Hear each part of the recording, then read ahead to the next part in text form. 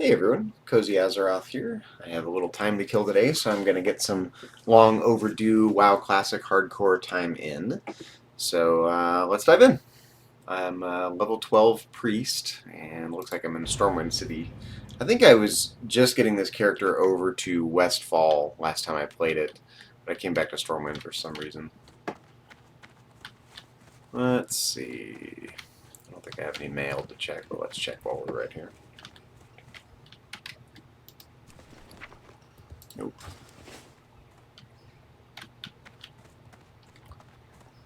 Okay. I'm just going to meander over to Westfall. We're going to kill boar and wolves. Anything we have to do to level up safely. I'm not losing this character.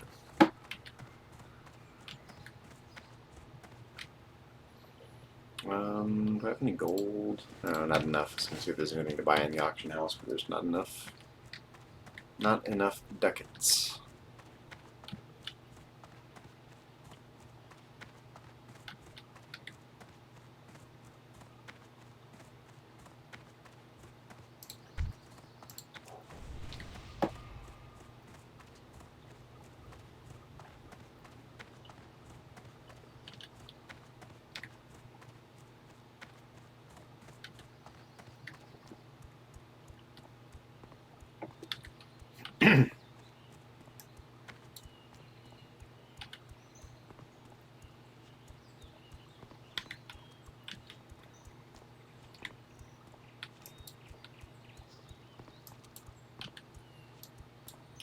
Nice little jaunt through Elwyn Forest is always nice.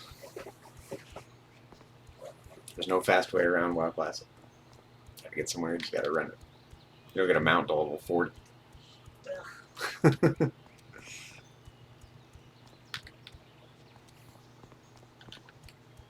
Make you work for it back in the day. Mm-hmm. If you can afford a mount at level 40. Gotta buy your mount.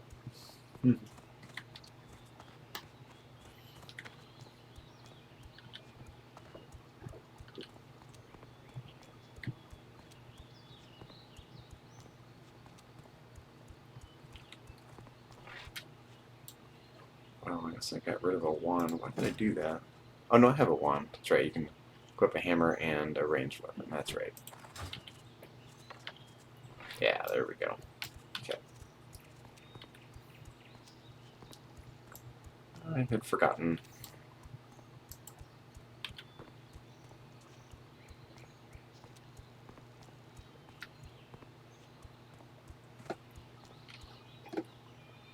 Yo, would you like some bags? Are you on Doom Howl as well? Yeah, I've got level 6 slot bags here. But if you're on Doom Howl, I'd love some. Yeah. Sure, absolutely. How do you say no? How you doing, Pina Colada? Thanks for tuning in. Middle of the day.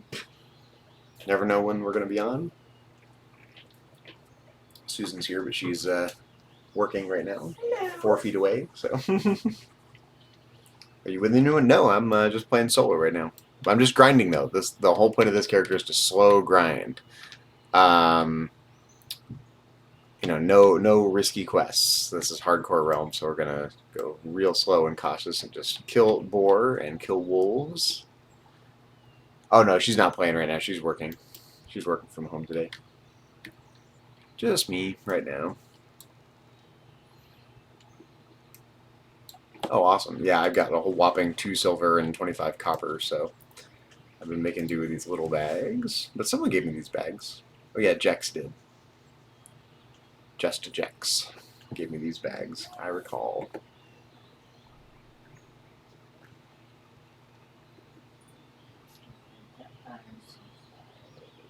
Oh, is she going to? No, she's not interested in playing classic hardcore.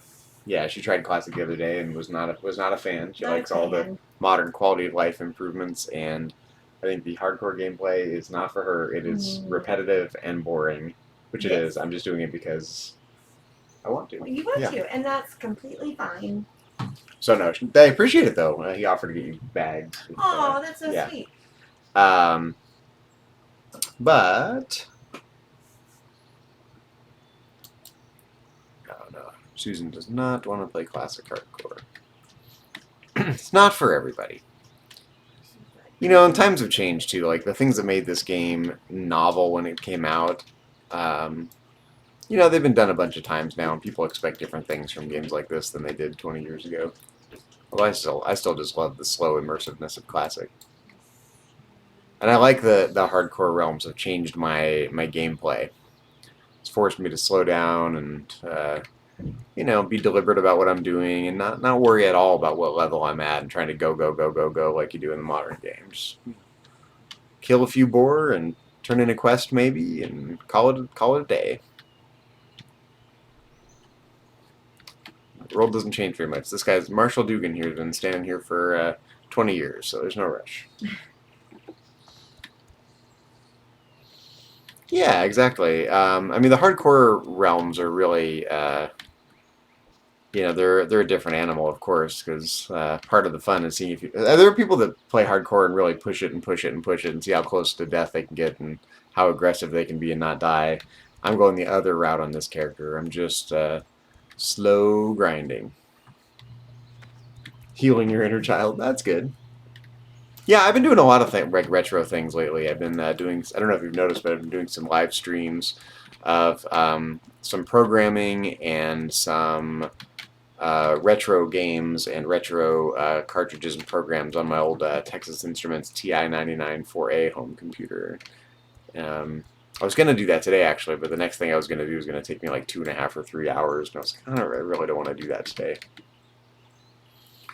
But yeah, you know, you get busy in life and you lose touch with the things you used to like, and it's fun to kind of rediscover them a little bit.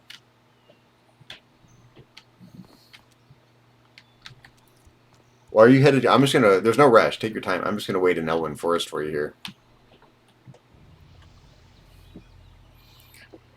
No rush whatsoever. Take your time. Oh, you can find me anywhere. Okay, I'm gonna go. I'm gonna go grind then a little bit. I'm just gonna head towards Westfall. So I'll be on Forest Edge, or maybe like right in Westfall.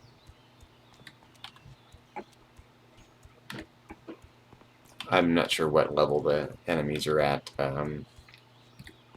I think I'm high enough level to be in Westfall, and I think I was there last time I played. It's been a few weeks, though. Also been doing some retro programming, sort of retro programming, modern retro programming on the Pico 8 virtual console, which uses Lua as its programming language.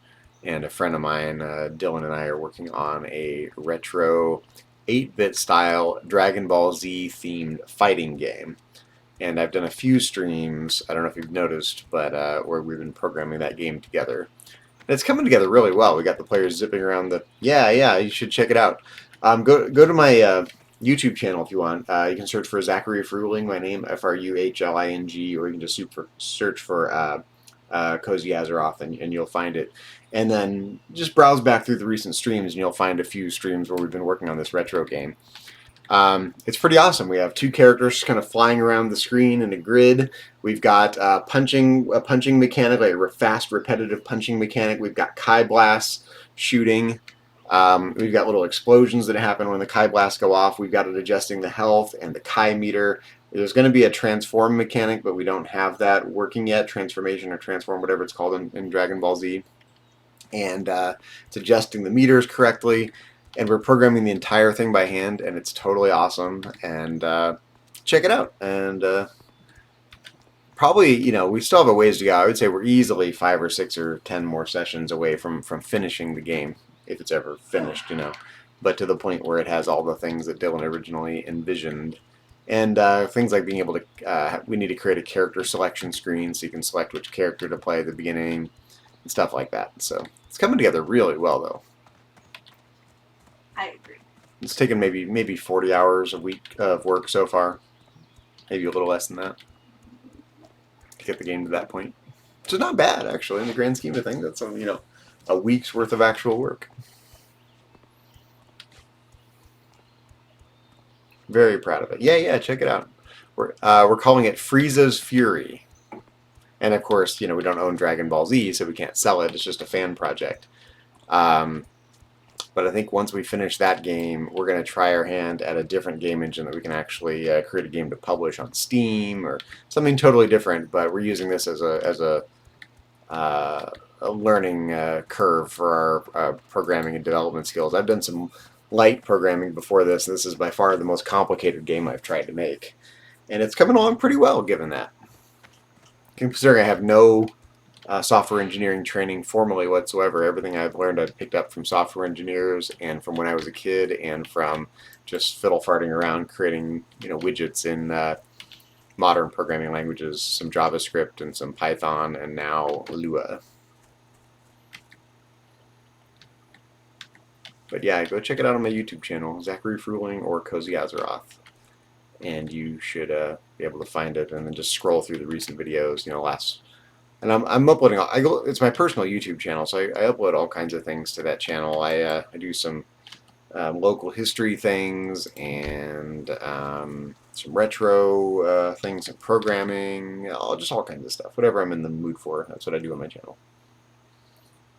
I'm so old. I learned first with BASIC, circa 1982.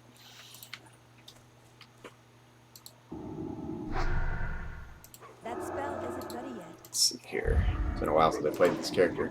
I love Python. Python's great.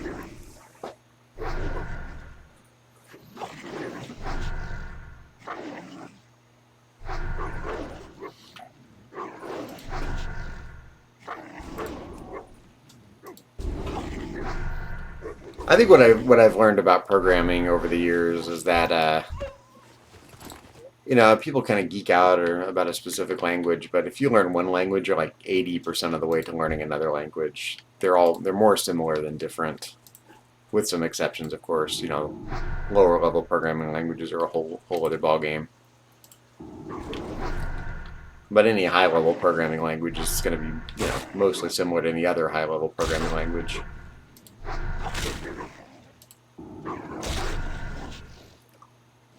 Also, just kind of learning how to represent the flow of the program in my mind, so I can capture it formally. I'm getting much better at that. Okay, I don't want to veer too far from the road here because this is hardcore. Playing it safe. There's a coyote. Let's go kill the coyote.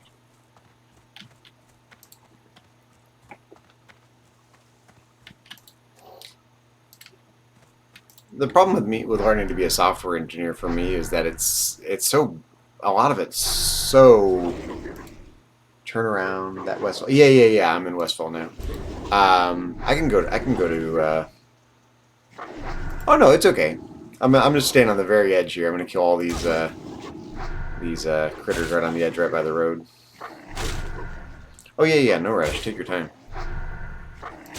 I would say the problem with learning to be a software engineer, though, is that a lot of it's really boring. And what I really like about programming is the creative programming, being able to put cool things on the screen. And so game programming is where it's at for me, or maybe educational programming, or creating educational experiences, which I've done a lot of now as well.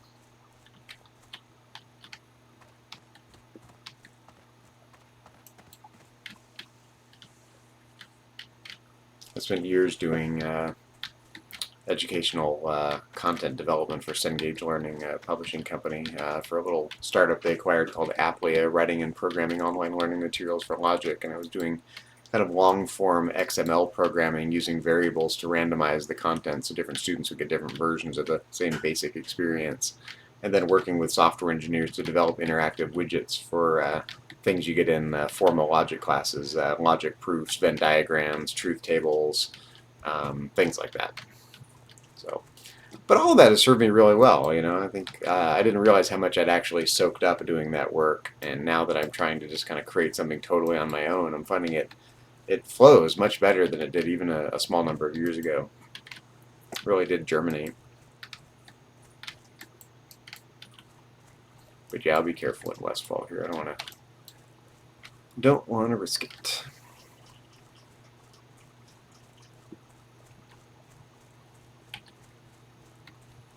I don't know how long I'm going to play it, an hour or two maybe, somewhere in there. I'd like to get this character up to level 13 this time around if I can. I'm kind of settling for 1 level a day when I play this character. Okay, let's start attacking these guys. They're pretty close together. Let me pick this guy off. I think so. Oh yeah, no problem. That's still recharging. Rusty Harvest Golem.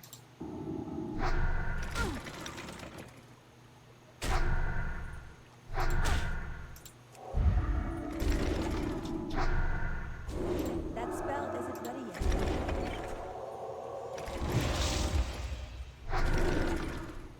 That's still recharging.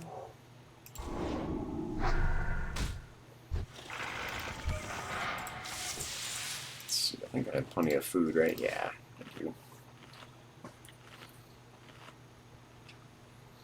Go out east before you go to Westfall. Yeah. You mean east and Elwyn Forest? I mean, I hung out on Forest Edge for a while, and I still could do that. I mean, yeah, you're right. I'm probably pushing it a little too much. Level 12. These guys are like level 9, 10, 11. I think I'm fine here. I was in Elwyn Forest for so long. I'm kind of enjoying the change of scenery. Yeah, my plan for Westfall is not to go too deep. I'm just going to hang out here by the road, and so I can get out of dodge if I need to. No quests. I'm just grinding. We're just going to pick these guys off one at a time.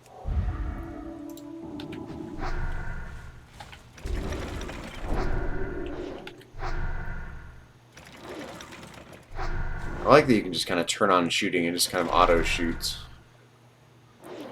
I'm not used to playing a priest with a wand, but I like it. It's an underused weapon in the game. Probably pick this guy off right here, it looks like. A little closer.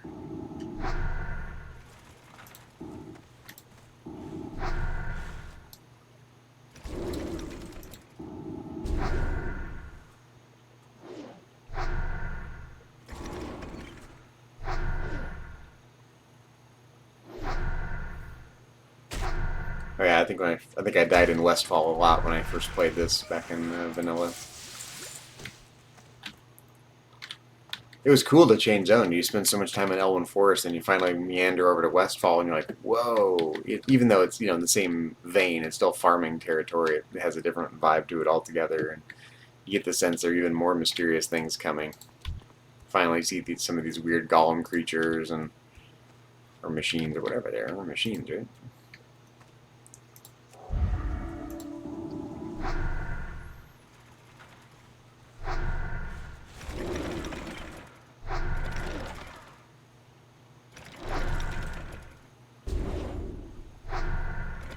I can't cast that yet.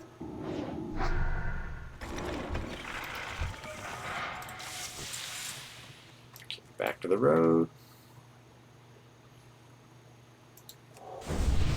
Forgot to put that buff on myself.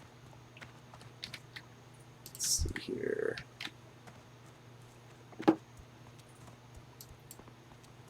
Yeah, I like the Classic has given me the liberty to play slowly. Like, I often feel pressure to go, go, go, go, go, and do as much as I can in retail.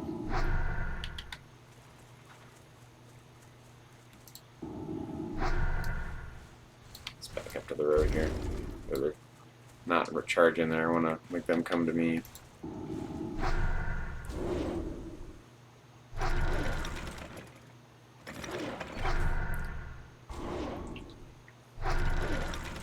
The combination of the shield and the shooting with the wand is working pretty well on this character for grinding. I'm not taking that much damage, and as long as I don't push it, doing fine. Let's see if we can pull this one. Problem is these guys are going to start respawning here in a second. Priests or wand fiends? I used to always play a priest with a... I still do on retail. I still play them with a staff. They just look cool. Yes, save your mana, exactly. Shooting doesn't use any mana. Which I didn't know. I discovered that by accident when I equipped a wand on this character. And discovered that. Most of my time in Classic back in the day was spent playing as a human warrior, which is still my main character in retail. Same character for 20 years. Which is cool, man. Hope it lasts another 20 years. What a weird legacy. I played this game for 40 years. Wasted my life. Not really. Oh, is that you? Oh no, someone's trading me a Gortess snout. That's nice. Thought that was you for a second. Yeah, the people you meet, exactly. You know, I keep in touch with some, yeah, I thought it was you for a second. I keep in touch with some very old friends. My best friend Julia, whom I've known since I was 5 years old, and my good friend Joe, my old boss from Radio Shack back in the day. I've known him for, oh, I don't know, how many years have I known him now? 30 years this year. And he's the one who introduced me to World of Warcraft, and now Susan is playing, and I've known Susan since we were 8 years old. Yes. 3rd grade, which is wonderful. Wonderful. Took us long enough. And but there are new friends like my, you, case in point. Don't know you that well yet, but sure, we're friends now. I make friends easily. My good friend Morena, who I've never met in person, but we've become good friends over the years we've been playing WoW together. So yeah, it's great. Not time wasted, of course. I say that definitely in jest.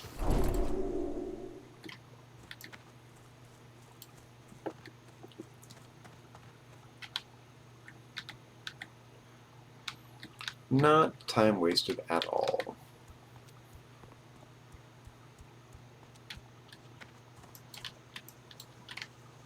You know what I like too about WoW Classic and in general, but Classic Hardcore in particular, just you can take time to smell the roses. You can just look around and look at all these little details that if you're just racing through the game nowadays, you don't really stop to notice.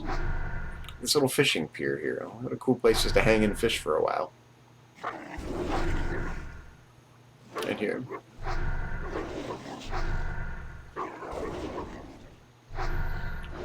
You know what I kind of wish? I actually wish they'd merge. Yeah, definitely a game ahead of its time. I wish they would merge retail WoW with classic WoW. Like maybe use Zadormi to be able to transport back in time and experience the game. Just jump into WoW Classic essentially, but everything you earn in WoW Classic give you stuff that you can use in retail WoW. I see why they didn't do that. Season of Discovery is essentially in what way? Season of Discovery gives you stuff in retail. I'm not sure what you mean by that. I've only looked at Season of Discovery.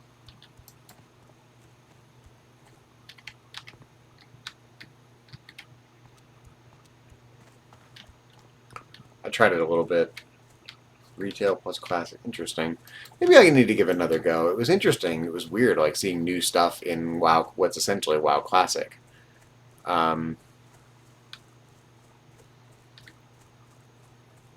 Yeah, it'd be cool to like take my main character I've been playing all these years and go talk to Zadormi in Elwyn Forest and zip me back to the WoW Classic area. Okay, is this you? Is this you? A chill dude? Is this you? Someone just invited me to a group. Yes. Okay. Awesome. Do you want me to come to you? Oh, you're right here. That's you. Let me just kill this boar and we'll do the thing. Wow, you're 43. You made short order of that level 11 wolf. Bags first. Thank you very much.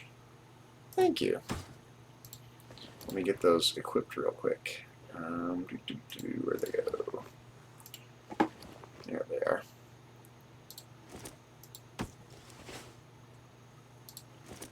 Boom. Boom. And where's the last one?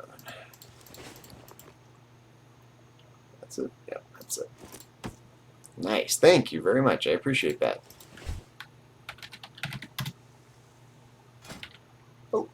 Oh, and gear. All right. Wow. You're going to pimp me out here. Pimp my priest.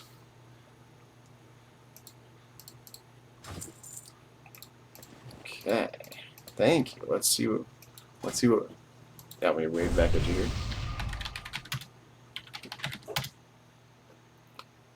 Okay, I gotta see where everything ended up in my bags here. New robe. Oh yeah, check me out. Wearing a robe. Oh, I like that robe. I love all the armor in the game. Okay. 18 hands, yep, putting them on.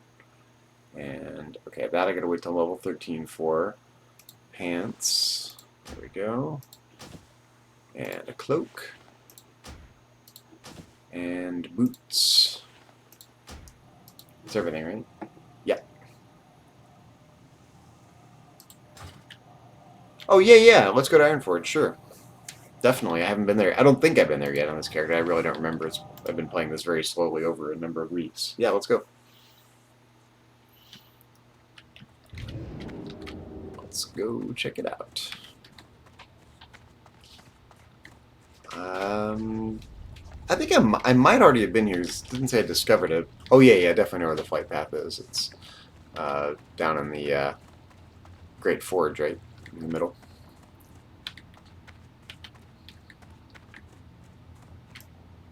Yeah, thank you. Add me. Yeah, let's do it. Let me. How do I do that on here? Let's see. Add friend.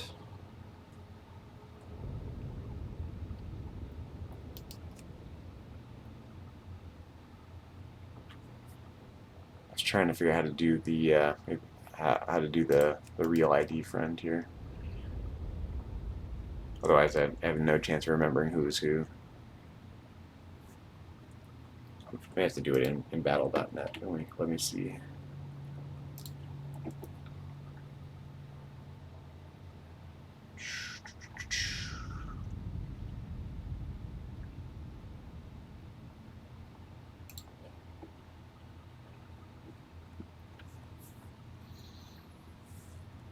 But do you want to send me a chat real quick with your gamer tag? It's my little camera's over the chat, so no one will see it. No, I can just add you as a battle tag friend. I don't see how to do it here in WoW Classic. It's been too long.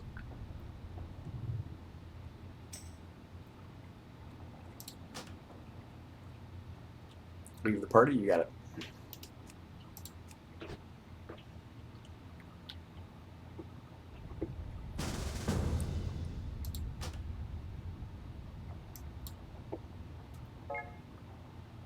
Okay, there we go. Oh yeah, Pina Colada, 1978. Awesome. You born in 1978? Us too. Actually, no. Susan was born in 77. The what? You were born in 77. Yes. Yeah. The very, very end. Almost, I was days away from being born in early 1978. Okay. How come I don't see you in my list, though, in battle.net? Oh, there we go. Oh, it just says you're offline. That's okay.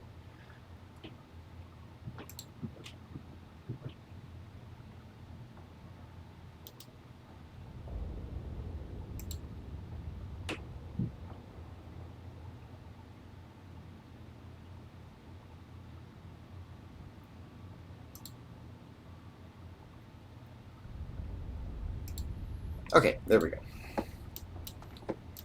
Well, thank you so much for the gear. I feel so much more robust. I like this old character I created. She looks like, you know, she's been in the game for a while. I figured since the game's so old, I would create a character that looks like she's been in the game for 20 years.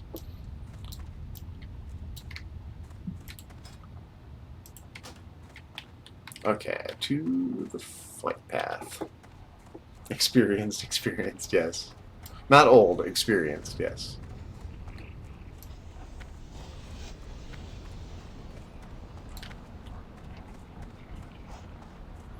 This character has appreciation for the good things in life.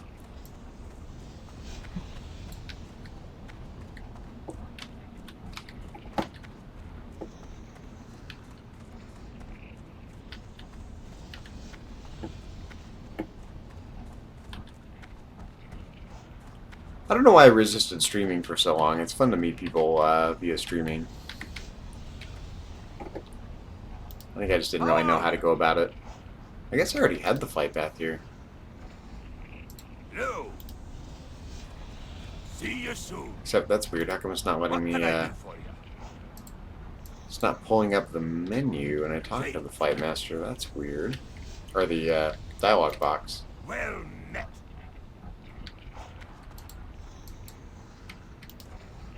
What's on your mind?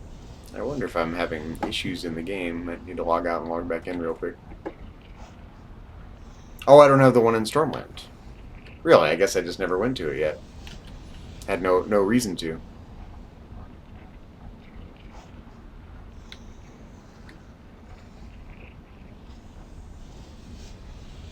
I could take the tram back. Keep your feet on the ground. But yeah, if you want to create a portal, I love it.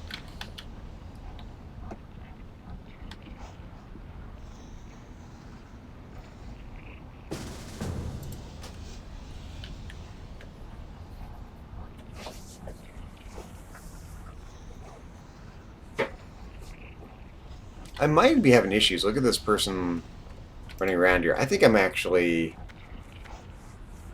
the game, or I am having issues. Because this looks like this character is just kind of running in place. And so is this character. It must be me. Yeah. Let's do that. Let's just exit real quick. Restart it. I think that's the problem. Give it a second here. I don't know why that happens sometimes.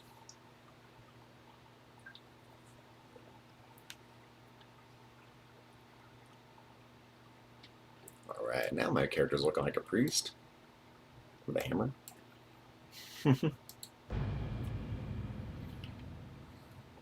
Okay. Let's try that again now. No. Oh, yep, now I'm getting the dialogue box. I was just Keep disconnected. your feet on the ground. Yep. Do you still want to give me a portal? I'm happy to take the flight path. It's up to you. Entirely. I'm not in a rush.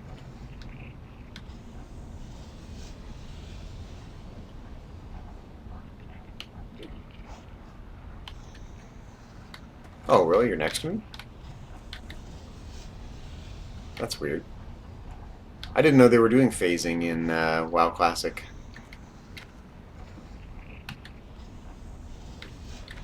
It's weird we're phased even though we're in a group together. Why is that?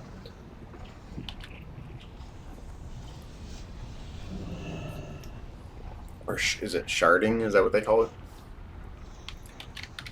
Hasn't linked. You logged when I... Oh, okay. So should I... Oh, yeah. Try it again.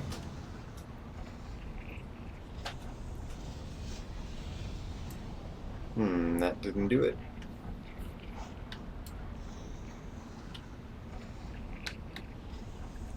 That's super weird. Oh, there you are. Hello.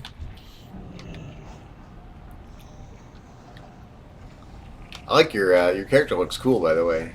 Nice outfit. Looking like a mage.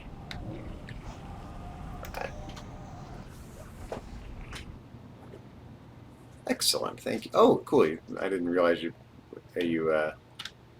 when you take a mage portal to Stormwind, you end up in the Wizard Sanctum. See, I forget which way you go now. There's no portal room here. Is this the way? Oh yeah, there we go. It's so weird. I mean, I've only spent a little time in WoW Classic. It's weird. There's no portal room here. I kind of miss the days when you just had to run around the game. It made the world seem so much bigger.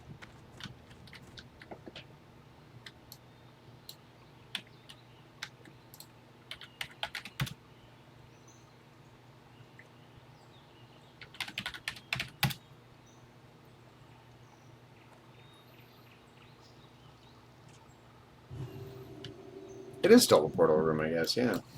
Did they call it the portal room back in the day? I never really played a mage, so I didn't know. I was just busy, hammering on things as a warrior.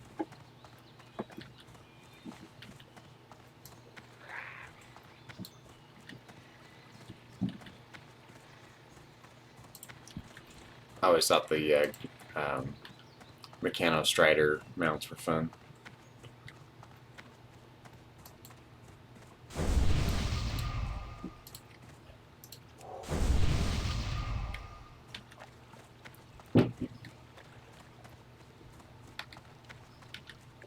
Guess I'll head back to Westfall and hammer away with my newly equipped awesome gear, thanks to you. I'm going to go sell a couple things here real quick, though, just to clear out a little room in my bigger bags. I buy and trade. Check FP. Farewell. Oh, check the fight pad. Yeah, yeah, I'll do that before I head over there. Open for business. Let's see, what can I sell? I don't need that, or that, or that, or that, or that.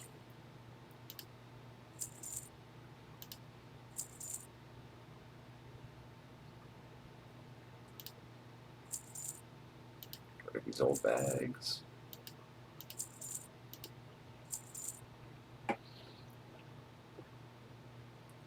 We just turned 60, like, in the game, you mean? Or in real life?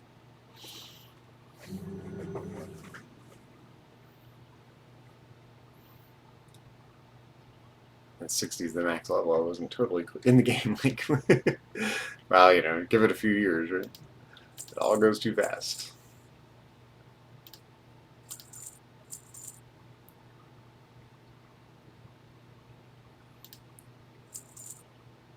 They'll pry this game from my cold, dead hands. You know what I missed? I missed the little bag cleanup button. Alright, let's go check the flight with path. honor, friend.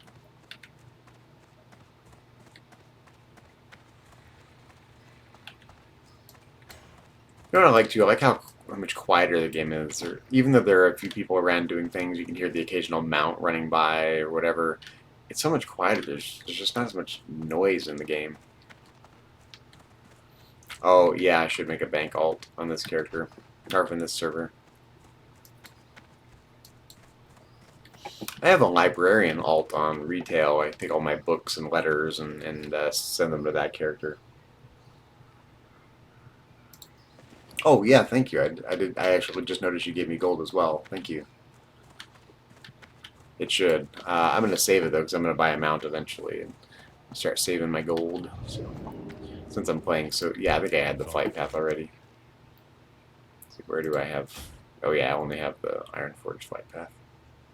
For the Alliance. Yeah, yeah, that's okay. I mean, I remember when I first started playing, my friend Joe gave me gold in the game too. Like, here you go, go buy some things. So it's an authentic classic experience. Someone giving you a little bit of gold to get you started. I love that people give buffs to each other more readily too. It's like much friendlier in tone. Like, it's just not toxic at all, like retail sometimes can be.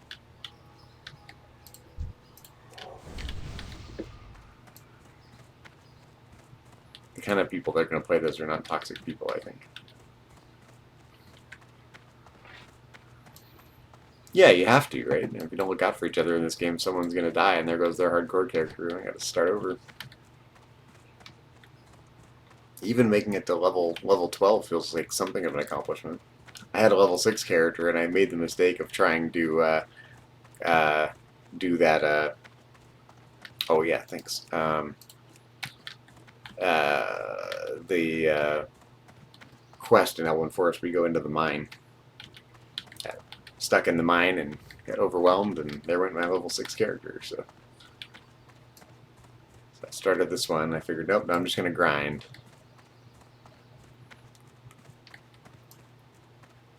I think this is only like my second or third hardcore character. I don't play it very often. When I have time to kill on a really chill day. Like, been, you know, a little stressed out about money lately, so I'm just chilling today and decompress.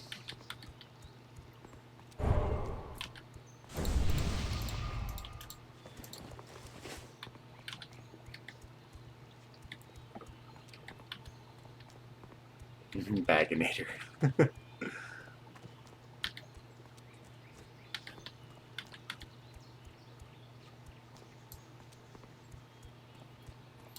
I decided to play with the music down just to make sure I don't get copyright strikes for the music on YouTube when I have to upload these videos to YouTube. And I actually kind of like it. I just hear the environmental sounds. And feels like a day in the country here in Elwyn Forest. Time for a picnic.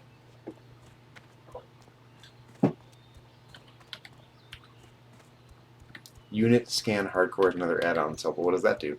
Oh, Baginator add-on.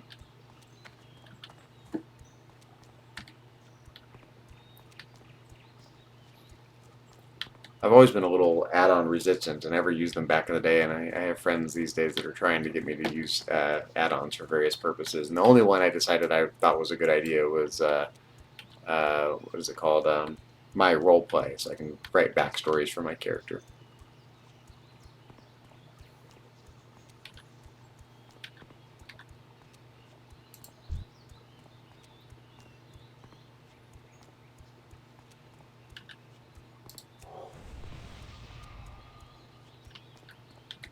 Should start a gnome. I never did play a gnome in Classic.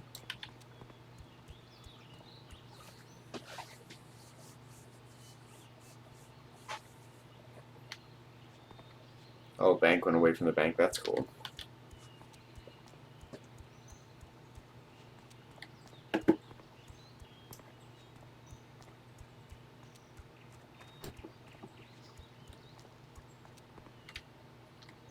Unit scan hardcore will warn you when elites spawn next to you. Essential. I'm going to make it all the way to level 60 by killing boar.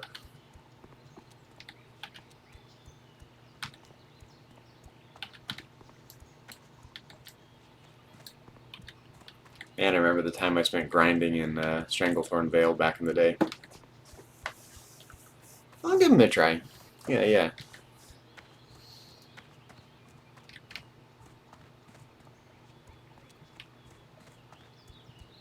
RNG is not fun. Random number generators that RNG stands for is not fun in classic, hardcore classic.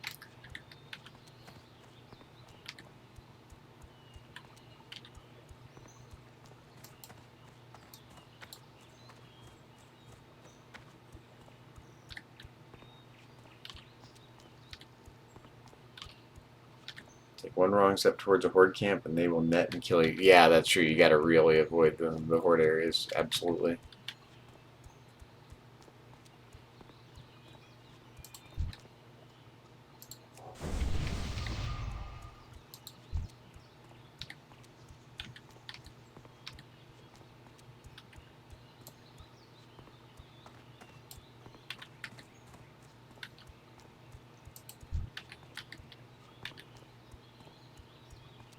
Unit scan warns you ahead of time. Sounds handy. Yeah. It will be months and months away when I hit level 60 on this character, probably. But I'm gonna do it. My first character's name, I don't know why I thought it was a good idea at the time. I think it's because I created a female character and I was living in Santa Cruz. My retail's main character is called S. Cruz, a chick, for Santa Cruz chick, even though I was male. So it's an anachronism since I'm neither female nor live in Santa Cruz. And this one I called Rockland Chick. Kind of, I live in Rockland now, and this is kind of an homage to my old character, even though it's a different class. Oh, it'll take me more than 6 months. I've spent most of my time in retail.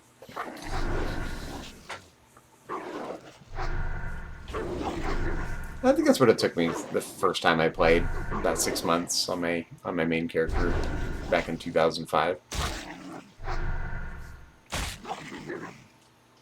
Late nights grinding in Stranglethorn Vale.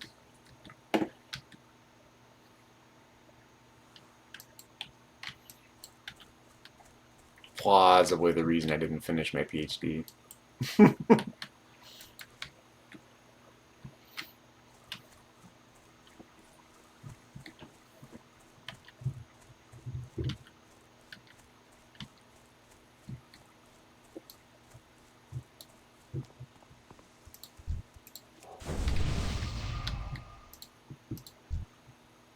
Two little identical gnomes running around.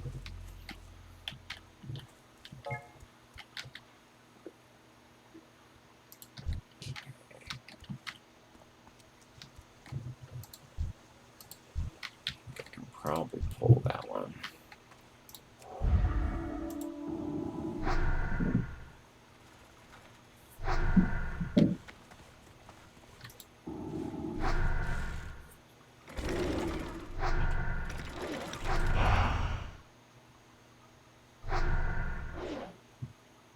These golems aren't too bad, but they make me nervous a little bit because they're fairly close to each other. I don't want to pull two of them.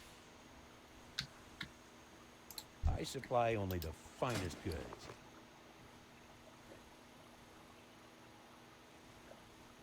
See you later.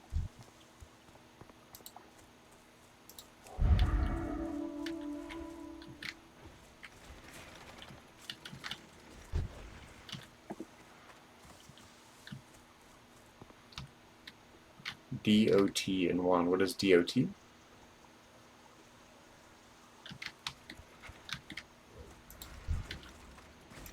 Is that like damage over time? Could be. I think. Read comment above. Oh, damage over time. Yeah, sorry. I was more watching the game than watching the chat. Go ahead and damage over time them first, then wand them. Like, oh, the Shadow Word Pain, that one.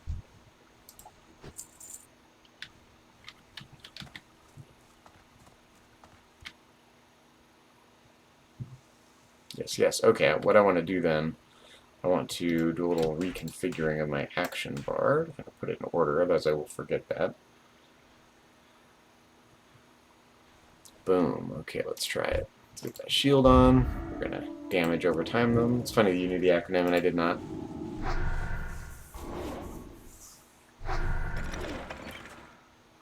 Oh yeah. We're kicking butt now.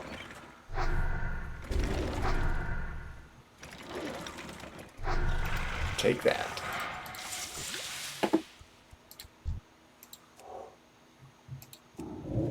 Oh yeah, I see.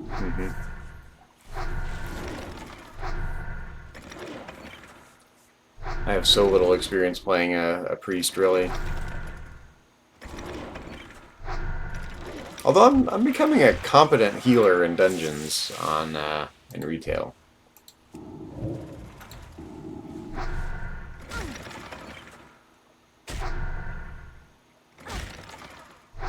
I missed the defense points and the weapons points. I thought that was fun.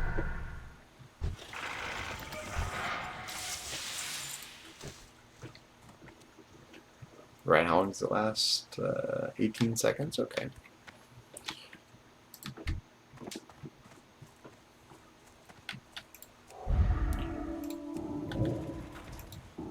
I'm off to the races here. I'll probably get this character up to level 13 before I log off.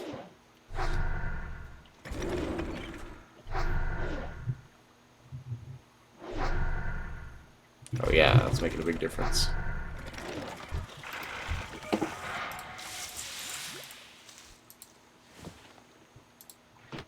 Oh, I got an offhand item. Get road and check it out here. What did I get?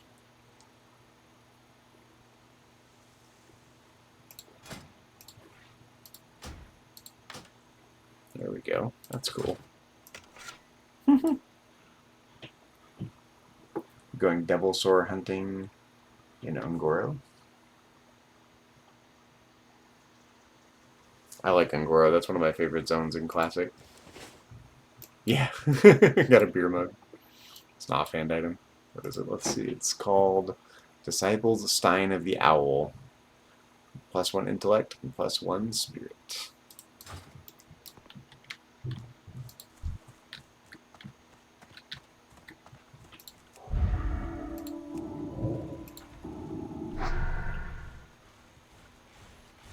Yeah, I remember in Ungoro Crater, those giant elite dinosaurs roaming around, just, they'd clobber you back in the day. There's nothing you could do. It was, actually, blood pressure raising. Hear the thud of them walking around.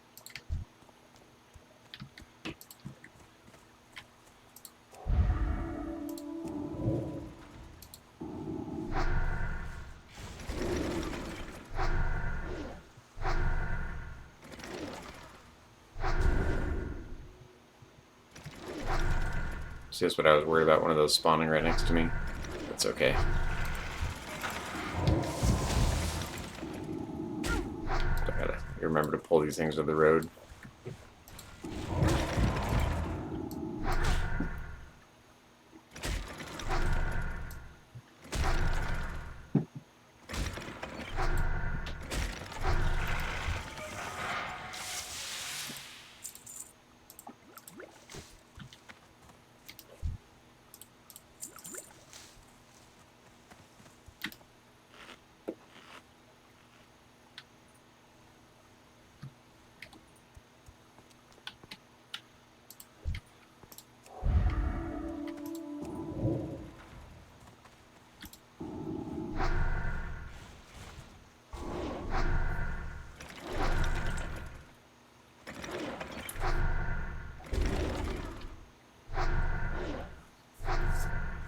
Does it work the same way in retail? Essentially, do you want to be using a wand on a priest instead of a staff?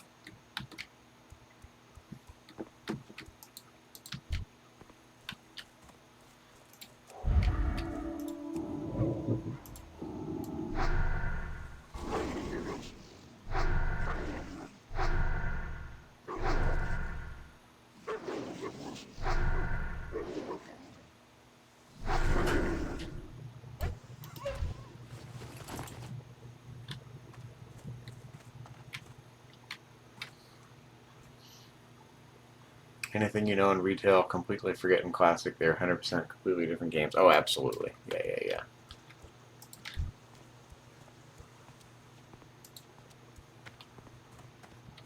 In fact, I'm more comfortable with classic, arguably. It plays at the pace that I wish retail WoW, especially dungeons, would play at the pace of classic WoW, like this slower pace of doing dungeons that people used to do back in the day.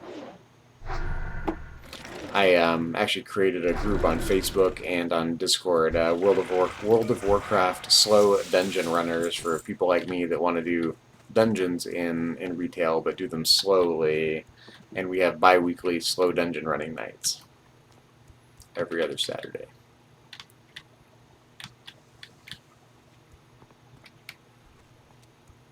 And we do dungeons, time walking and whatnot, but we just kind of take our time and do them in a chill kind of way.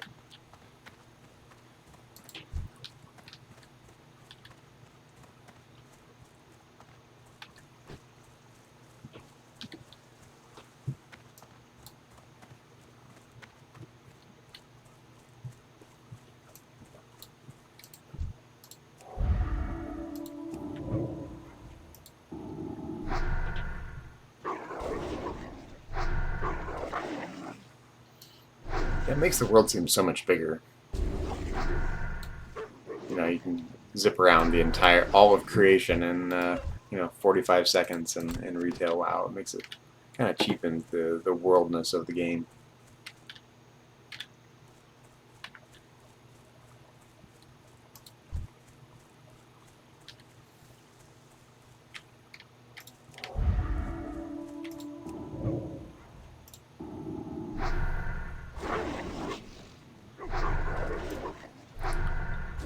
So just any coyote, this is like coyote pack leader apparently.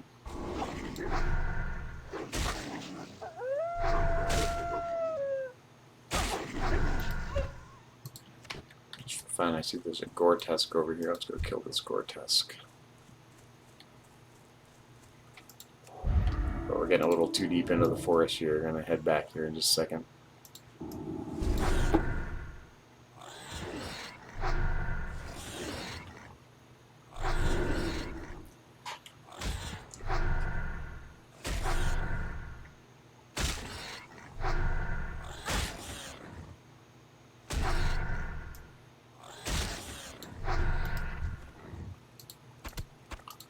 Actually gonna get in the sunshine here as well, so I can get a good screenshot. There we go.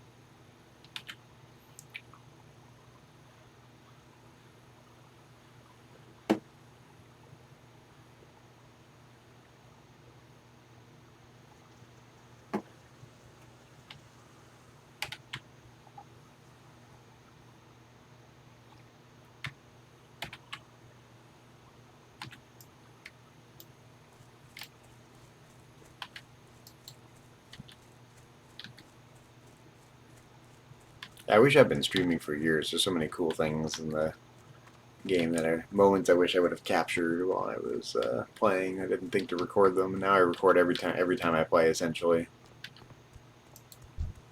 It's a little tedious. Sometimes I just want to geek out and not stream, but I can also just stream and turn the microphone off if I want to.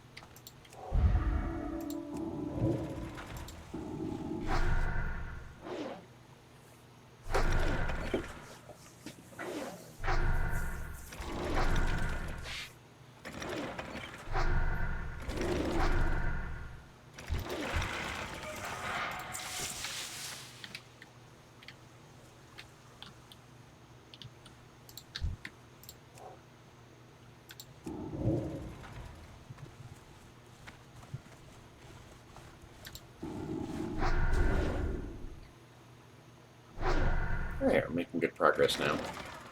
2/3 of the way up to level 13.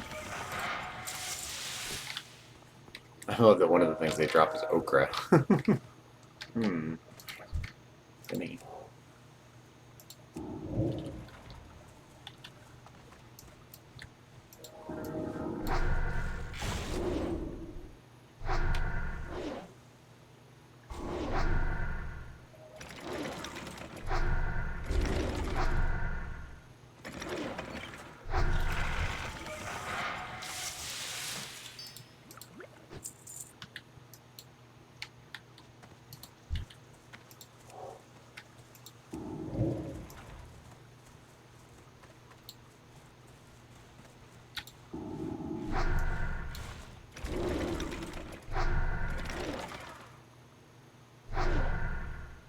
Have you worked on it? Yeah. I completely Oh. I finished pretty much. Enjoy the downtime. What you finish Yeah. what? Finish everything? Just gonna kind of sit here and see what are there any fires that might come up. Which, so when you were streaming, I was listening to a podcast Mm-hmm. and they made like a little comment, something about needing to take an Uber, and they're like, "Oh yeah, I forgot we're supposed to be boycotting Uber."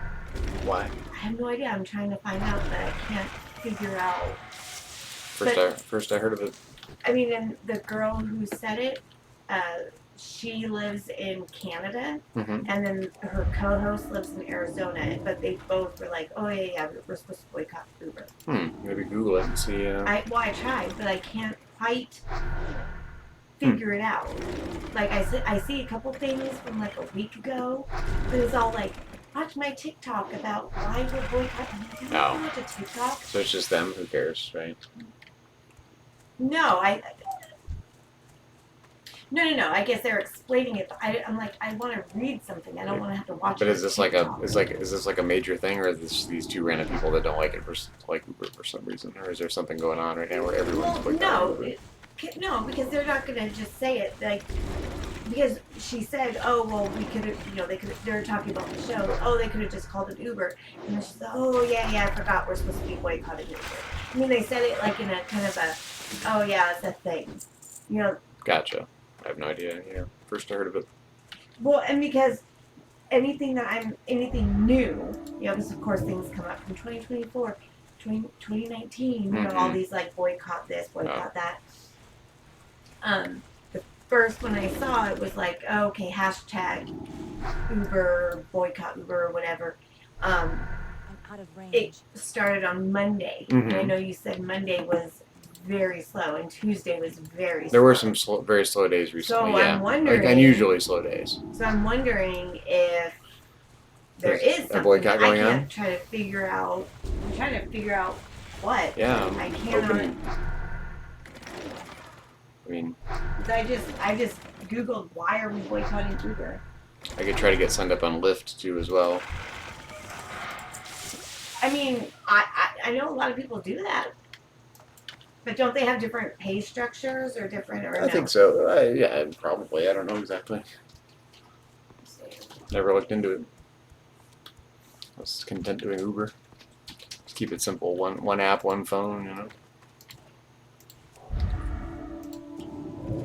I don't want to have to disable one app and not the other app every time I get a ride, you know. Very true. Might make more money doing it, though. If I did that. Might be worth it. You know me, I'm of the keep it simple variety.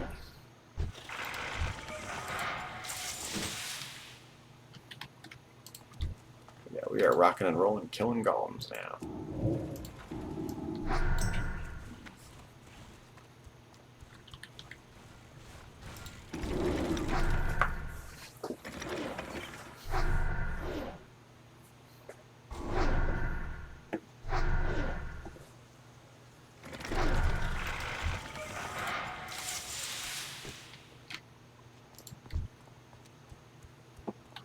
I love that they drop hops and okra.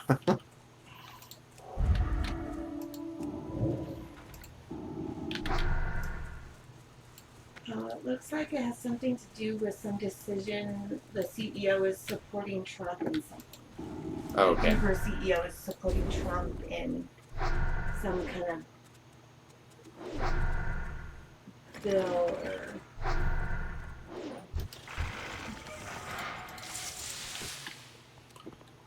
I don't know why people have to mingle politics and business so much anyway. It's a business. I'm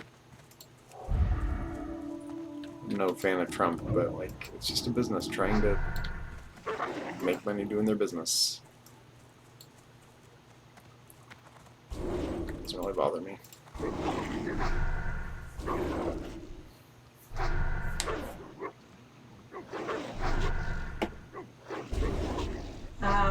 Uber faces massive boycott as its CEO backs Trump's no tax, no tips bill. Wait, what? So what is the bill? No, I feel like I should know about this, but Now users across social media, but both Uber and Donald Trump. Hashtag it's trending again. This is just tax policy discussions.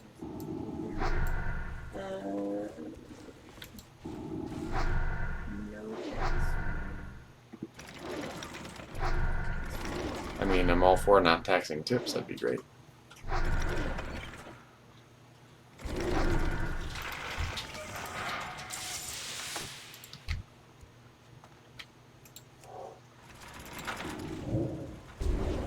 Oh, see, that's what I was worried about. I pulled two of them. Gotta go.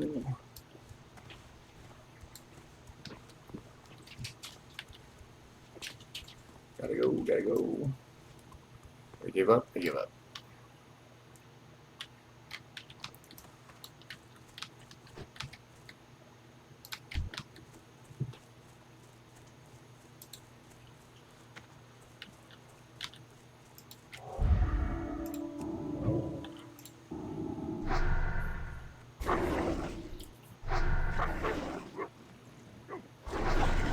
And did this boycott start on Monday or something?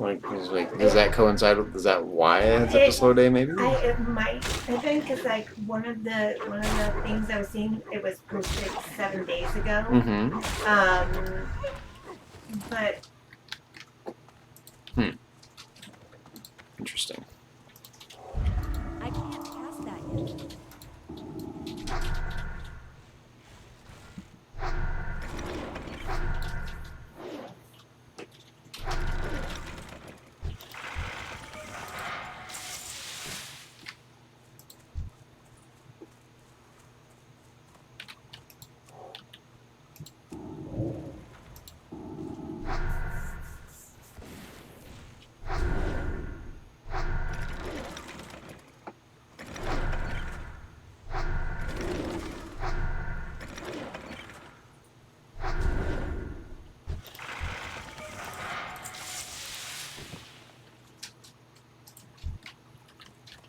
Let's see. With that wolf over there.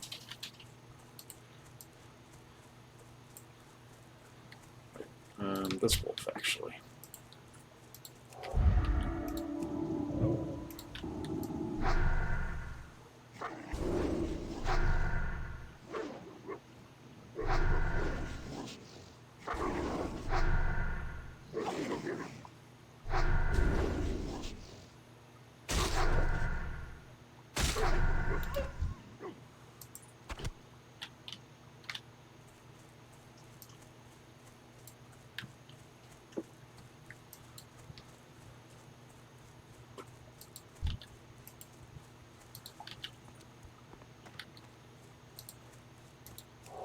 I wish they would just bite the bullet on making it more like being an employee, where you get paid for active time with the app on, as opposed to writing time. You know. Yeah. But that's never going to happen. It's they've skirted a lot of the rules about that stuff, like classifying it as ride share as opposed to a taxi service. It's one of the biggest legal hoodwinks that's ever been done. I think inventing a new category and saying we're not taxi, we're ride share, so they don't have to do any taxi laws. I mean, I don't understand them. If this. Hmm? I mean, of course, I'm just reading headlines and whatever. Like, 'cause everything is all videos. I just want to read something. Search for it in Google News, news.google.com. So search for it. See if anything shows up.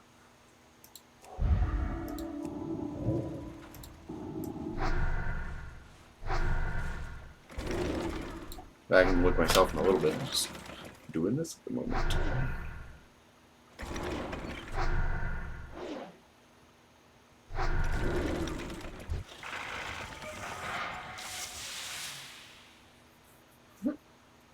One of the. Hmm. So you have all these people saying, "Yep, I deleted the Uber app. I'm not using Uber anymore." Hmm.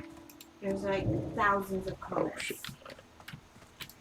Pull two of these guys, I think. They, Oh no, I didn't. Okay. they all have to do that. Well, that could explain. It won't last. Those things never last. But Right. I just don't understand.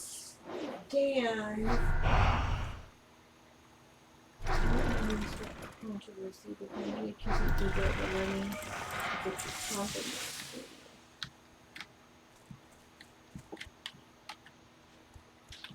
Okay, I just don't understand why people are boycotting Uber because the CEO expressed support for Donald Trump's proposed no tax on tips policy. I'm not sure. Okay, yeah, because a hashtag delete Uber went viral. Ah. It won't last.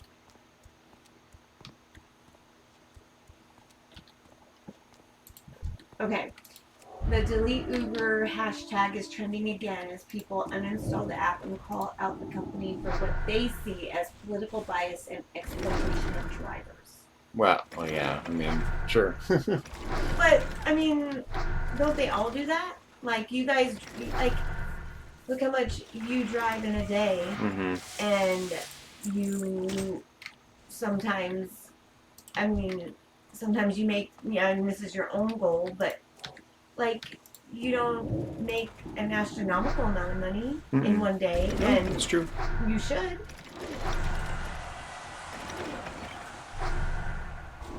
But this has nothing to do with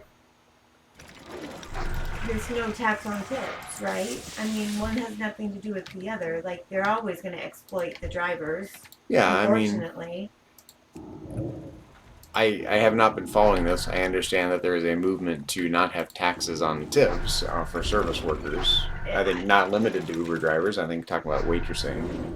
Oh yeah. I mean, it's forever. Yeah, Right, yeah. so- And they're saying Which, to me sounds like a good idea. Tips should be something you can just pocket and, absolutely. You that's just shouldn't not. have The to, IRS doesn't do it that way currently, but. Right. But, if the law were passed, I would probably support that law. I think that's probably, give people a little more money in their pockets. I think that's a good thing. Exactly. More money that people can spend, and that's good for the economy. On that one issue, I think I probably agree with, that's the Trump standpoint on it.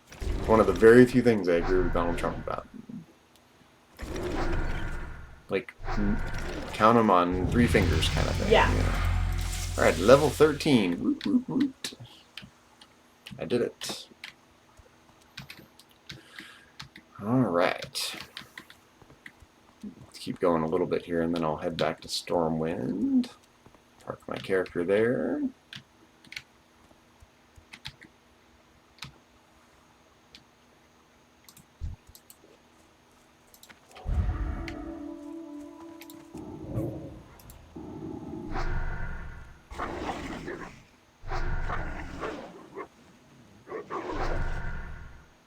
at some point I'll be done with the Westfall grinding and go to Red Ridge, I believe, is the next zone to grind in.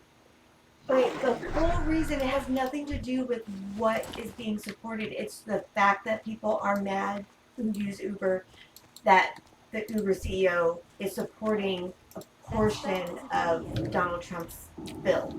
Yeah. That's why people are pissed. It'll blow over. It's so stupid. It's like okay, I get that, you know, you have your opinions of whatever, but one has nothing to do with the other. Uber had, you know, Yeah, people conflate a great many things these days, I think. and now they're saying that Uber now is doing something. It's not letting people delete their accounts, and I have no idea about that. I guess that's pissing people off because they want to delete their account now, but it's saying Uber won't let them delete it. Well, I don't know how that works. I never tried to delete my Uber account and don't plan to, so I like Uber. I think they've done a pretty good job as a company all the way around. You know, they've created a generally game-changing enterprise that is a little exploitative maybe, but allows me to jump in my car and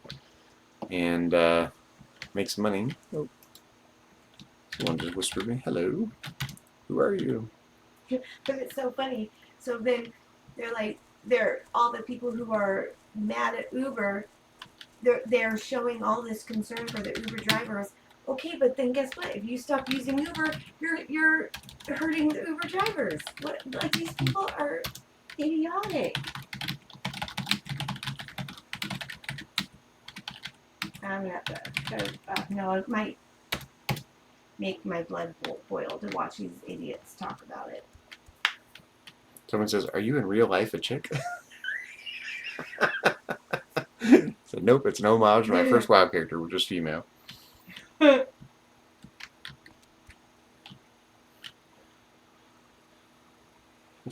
funny. I'm in real life too. Even if I were, they're not that rare.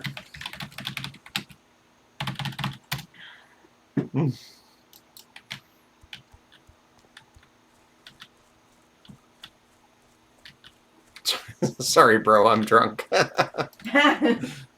It's a good day for it.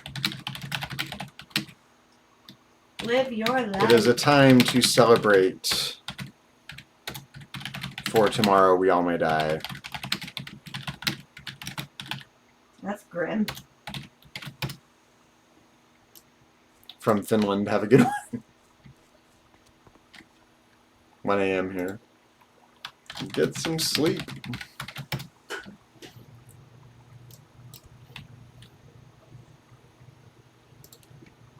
Yeah, Trump. Oh, I know. I'm sorry. I know you're streaming, but I had to. You're live on Twitch, by the way.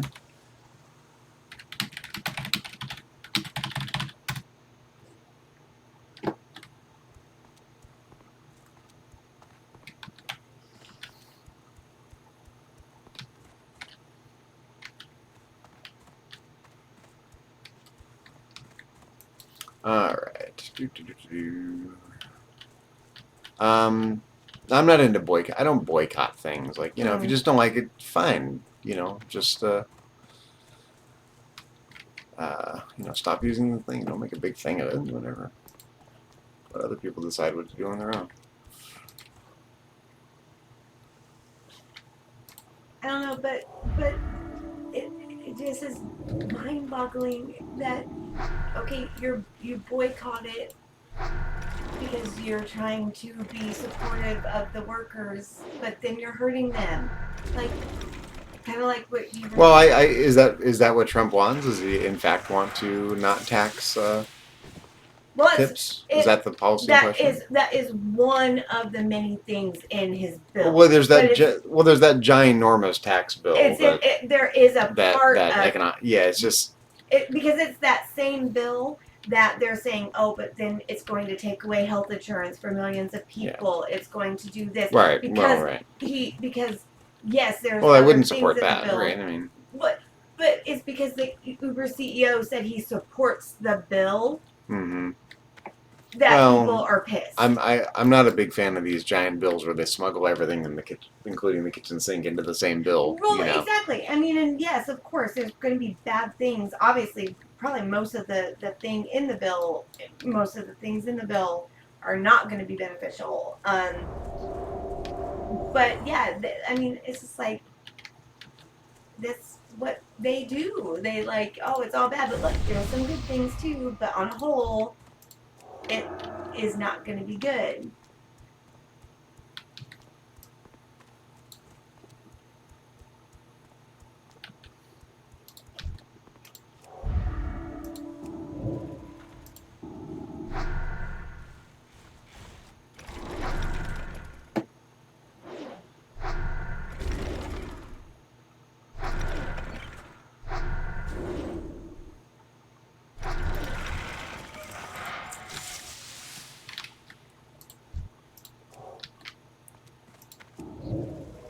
So there's so everyone's boycotting Uber right now. Apparently, Well, it wasn't a terrible day. It was just a period of downtime the other day. It was a slow. Monday was slow though, unusually slow. yeah. It'll blow over. People gotta But go. I think that was right around the time where Right. the hashtag became To get closer. active again, or Gotcha.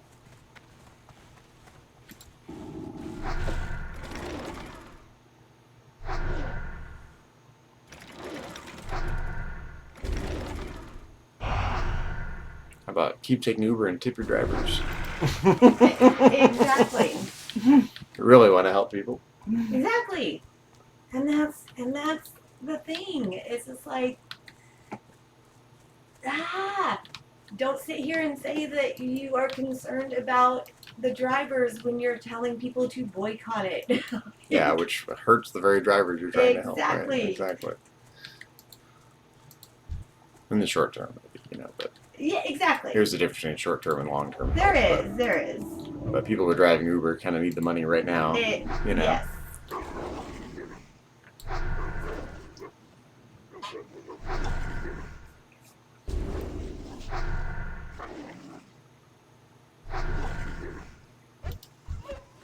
Don't they know we just want to make money playing World of Warcraft? Wouldn't that be wonderful? Just trying to get affiliated. Just trying. Well, I mean, and I listen to, so many podcasts, and that's Mhm. what, like most of the people that I listen to, they all started off with, okay, well, just one little podcast a week or Mhm. whatever, and they all had like, 9 to 5 day Mhm. jobs, whatever.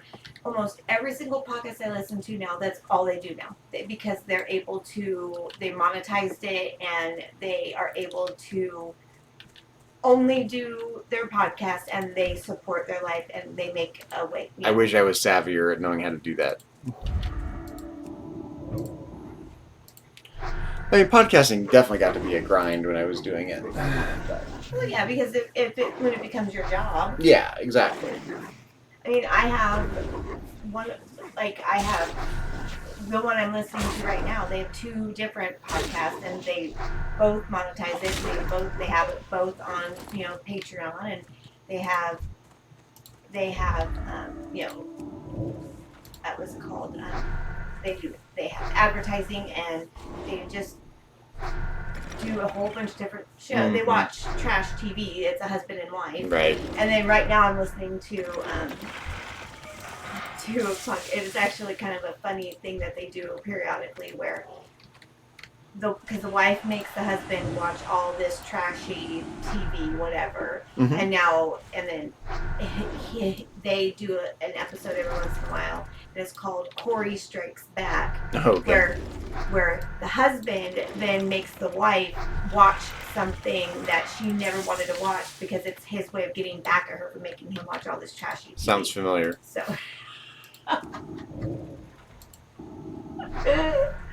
Yes, I think I heard that episode. Yeah. But it's kind of funny because right now they're have her reactions because he made her watch for the very first time Armageddon, Oh, okay. and so now they're going into their reactions of it. And they're also they took some edibles, so they're high when they're. That sounds really annoying to listen to. I don't know how you can listen to that. But I find it very I'm old. I like a more I like a more polished product. I don't like just people yammering about, getting high and, not sounding professional. I want a more polished product. People that actually speak well and articulate well, and it's not just a laugh-a-thon. See, You know? I like it. I like I it. know. I know I'm in the minority. I just don't care for that style of podcast. I find it grating on the ears.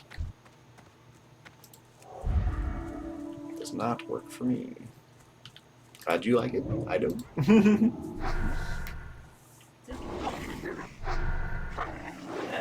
I'm sorry, my love. I need to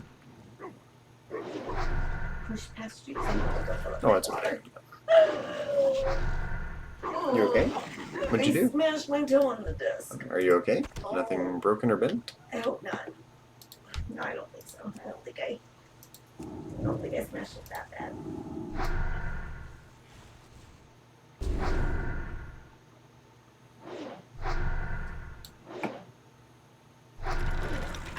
That spell isn't ready yet.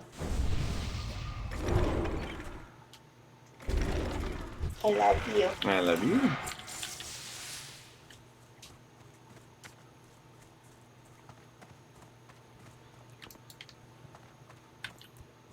Trying to use up some of this rested XP here before I head back to Stormwind and call it a day in a WoW Classic. Got quite a bit since it's been a few weeks since I'd played this character.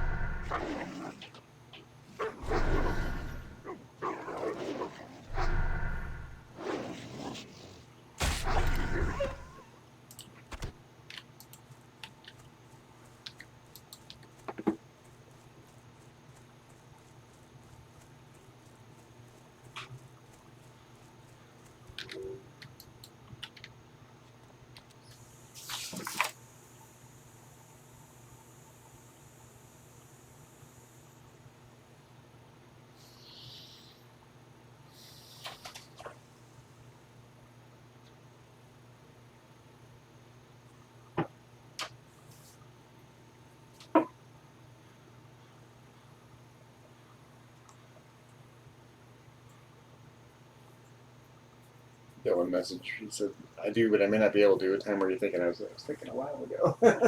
Oh. How about Yeah. Sunday? I mean, To shoot for Sunday. we have some instead. time. We're gonna have an easy dinner tonight. Yeah, I'm kind of just not really feeling like it. Sounds like too mentally draining for the moment. Yeah. Oh shoot, we didn't grab a test. That's okay. Are you okay? Yeah.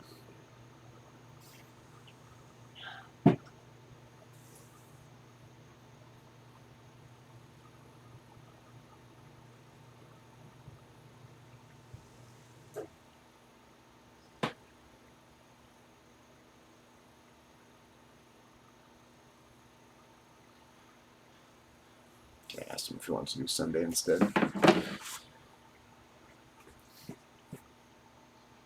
Wowing it up, I see.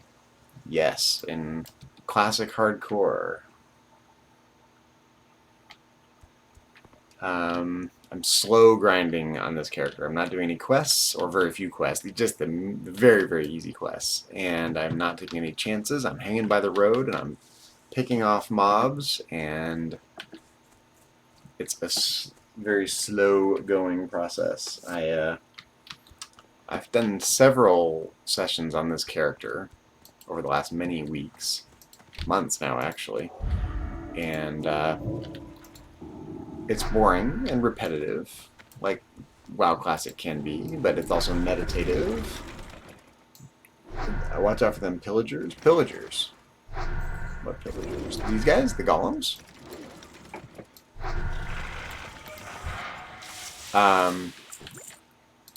And it's very immersive. You know, it's kind of just me versus the world.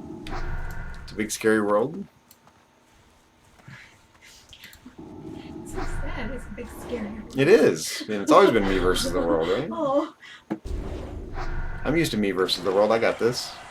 Oh, the pillagers. The fire mages will melt you. Yeah, no, I know. I have to. I'm going extremely cautiously. See, I'm a couple levels higher than the enemies I'm killing here, and not taking any chances whatsoever. I made the mistake of. Oh, they're there. They're here. Around here. Oh yeah, maybe like a little. Oh, like those guys right there. Like this guy. I can pick him off actually. Oh no, see that? He spawned. This guy spawned a little too close to me.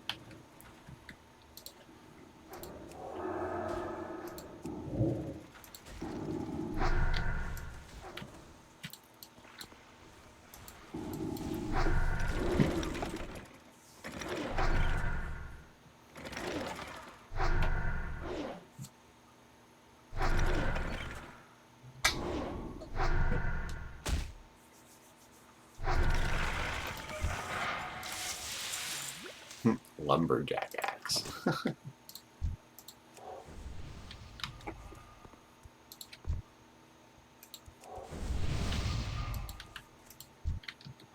What class are you? I am a priest on this character, which is new to me because even though I've been playing a priest for a while in retail now, off and on, I never played a priest in WoW Classic back in the day.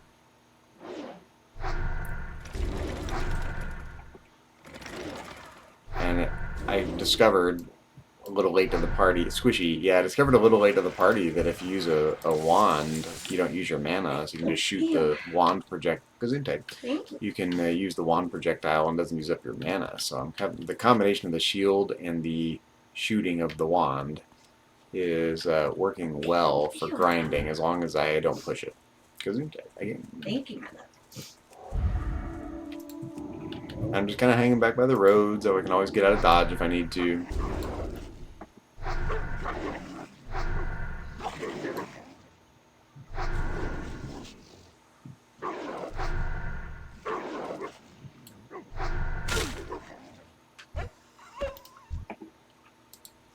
I've got quite a bit of rested XP because I've been a few weeks since I played this character. So, oh, give me 1 second. I'm going to respond to Dylan here real quick. Yeah, we're going to do Sunday instead. Sunday. Yeah. Sunday it is. Yeah, because we're not doing anything. So. We can get the music and sound effects into the official version of the game. And maybe work on the character selection screen. Boom.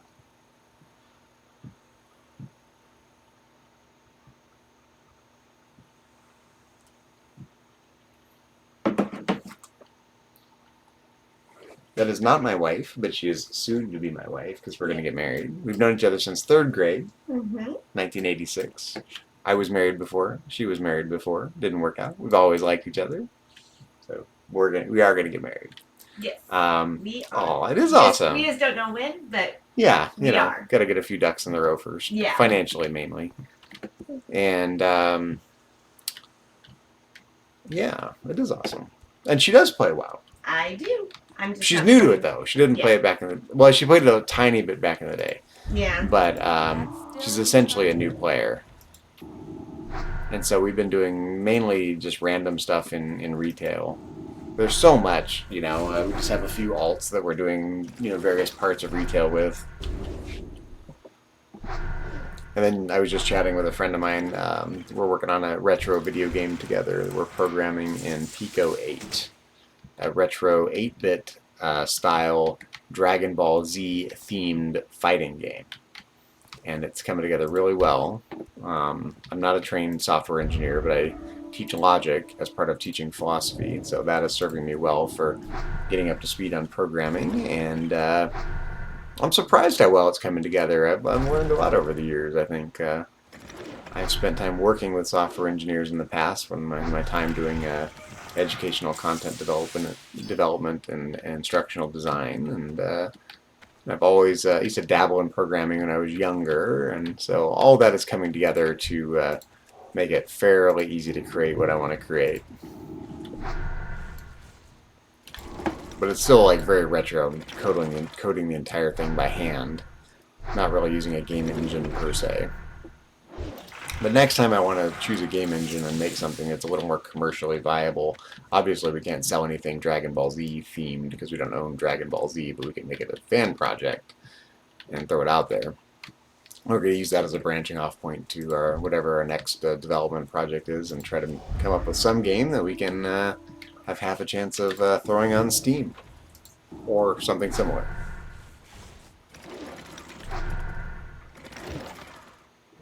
And I've got a fondness for retro games, being as old as I am, so. You act like you're an old man. You're not an old man. Definitely not an old man, but old soul, not an old man. That's different. But I do like retro games, and it's because of my age, probably. Am I a boomer? No. No. Not even close. I mean, I'm what they call an exennial. I was born in 1978, so I'm on the cusp of, Gen X and being a millennial, right? We're the tail end of Gen X.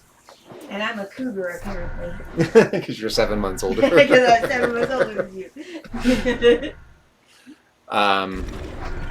So they call, what do they call this little micro generation? The exennials, the Oregon Trail generation. We didn't. Loved Oregon Trail. We grew up kind of without technology, but it was still pretty new. I mean, I always had computers when I was younger, so it's not like I was never no stranger to technology. We did grow up before the internet, though. Living the dream, got a cougar.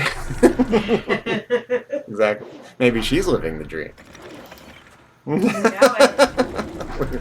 we both are. We both are. We both are. We both really. Now, if we could just pay all the bills. The only thing that's not in place right now is I'm between full-time jobs and having a heck of a time finding another one in my field. So that's really frustrating. So I'm doing some Uber driving for money, which is fine. But I'm not sure what the next thing is going to be in the long run.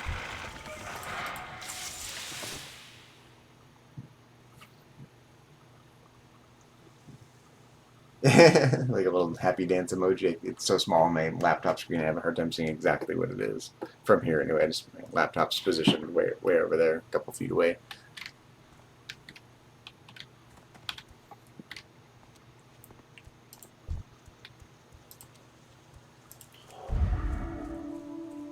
Chris Farley. Ah, okay.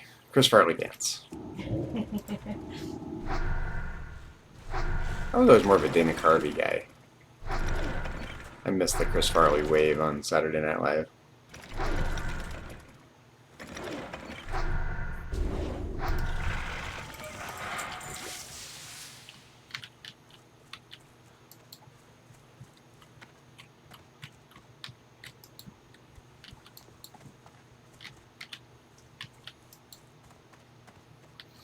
So yeah, you know, in a perfect world, you know, learn how to make games and then make something that's a little more commercially viable down the road.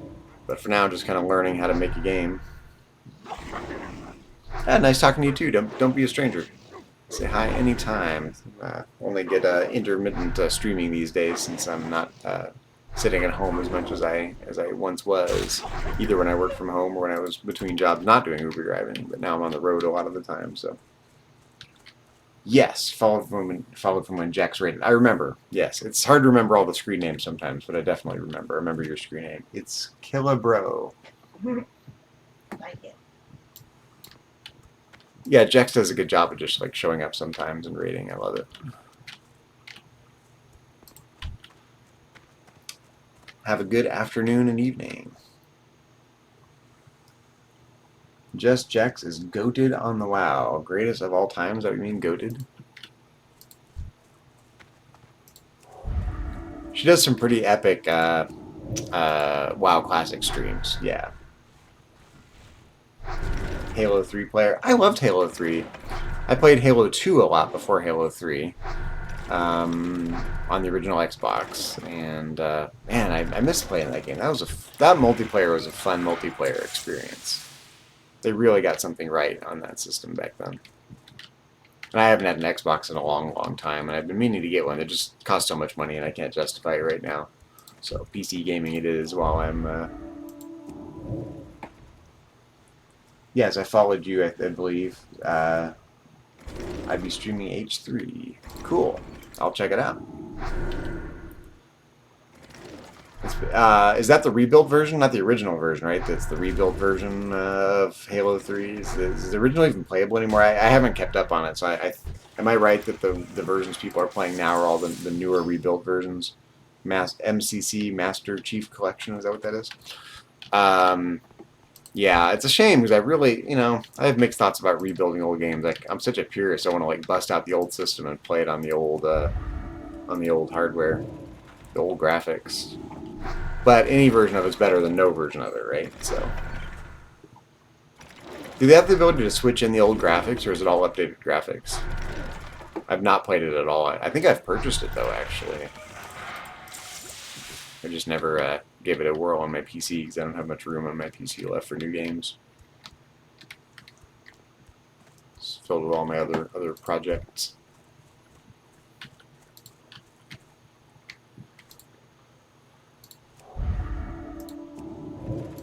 But you gotta go. It's okay. Yeah. We'll chat more about it at some point. Maybe I'll clear out a little room on my PC for a game and give the Master Chief Collection a try. On the PC version, anyway.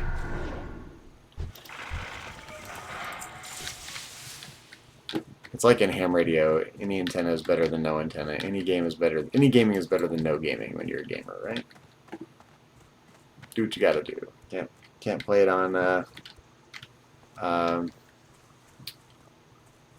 Xbox. Play it on your PC.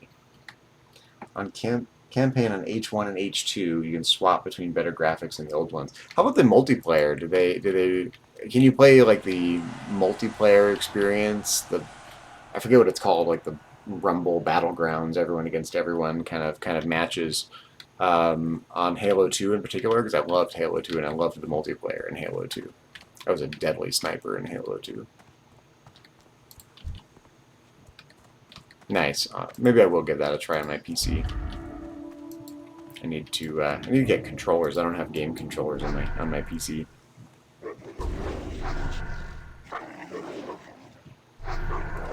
Died in the WoW player, so most of my gameplay is either like really retro games long before Halo 3 kind of retro games, NES games and Atari games and old PC and Texas Instruments TI-99 4A computer games, and WoW, and occasional Diablo, occasionally Star Trek Online because I think it's fun,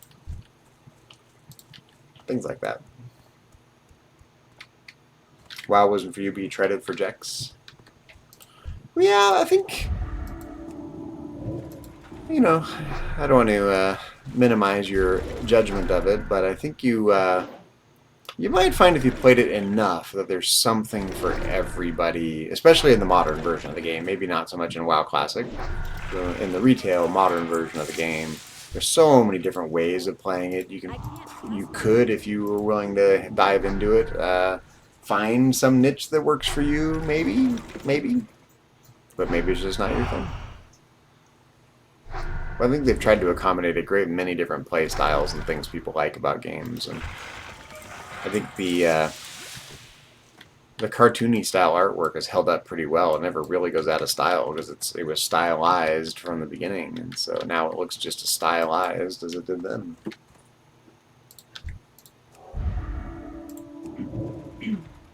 The games that seem to go out of style are the ones that shoot for ultra realistic experiences. You know, a year goes by and technology improves, then they look dated, and these cartoony ones don't actually.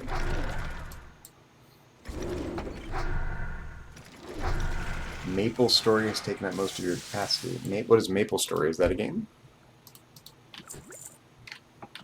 If it's a game, I've not heard of it.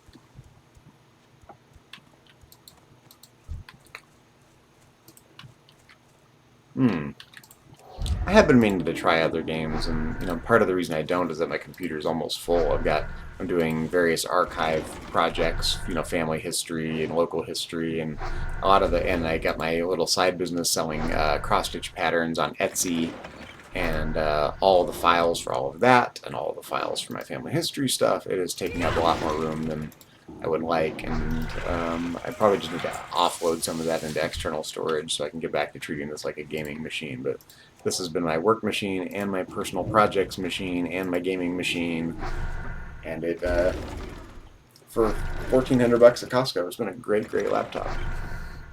I'm from California, although I've lived in other states, but I'm from California and back in California right now.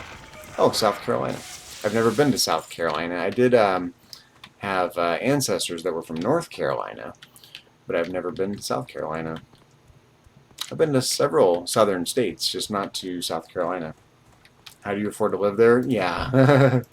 Well, right now I'm doing Uber driving and scraping by, but, you know, when you have a good job, the incomes are higher too, so I just happen to be between good jobs and having trouble finding the next one.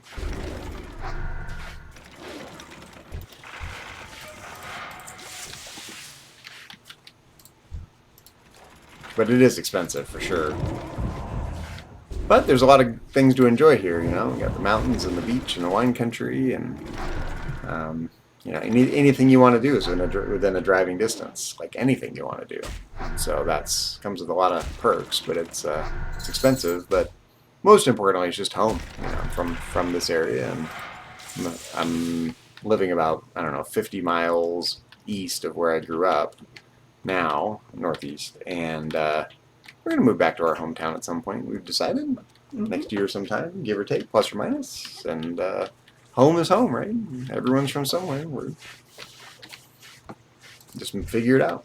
You know, I grew up with my mom was a single waitress when we were growing up, and you know, learned how to be scrappy. So what do? You work 2 jobs, or do some Uber driving, or do some dumpster diving, whatever you got to do. Your company owns a resort out there in the mountains. Where in the mountains? Like in Tahoe or Truckee?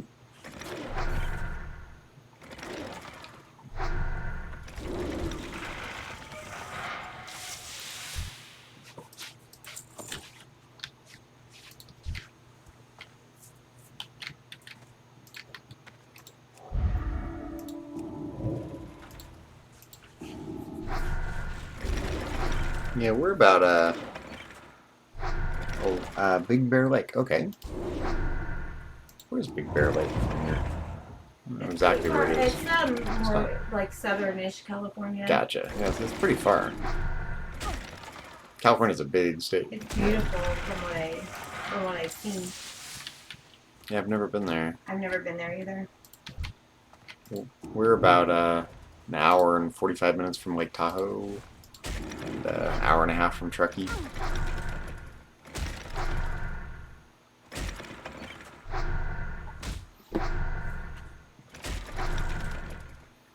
Running out of rested experience points here.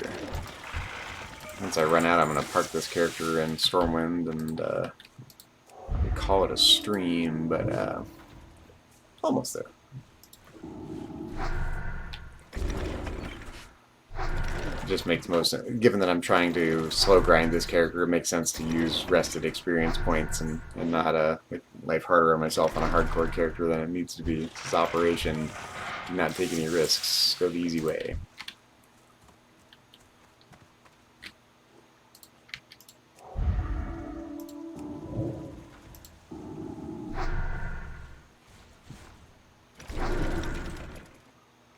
California is rough. I think the economic disparity's gotten worse, and that means homelessness has gotten worse, and all the things that go with it have gotten worse in the last few years, and no one really has a good solution other than addressing the economic disparity. So, which are as many really. Oop! I got 2 enemies on me. I gotta run. I'm gonna get dead if I don't run away.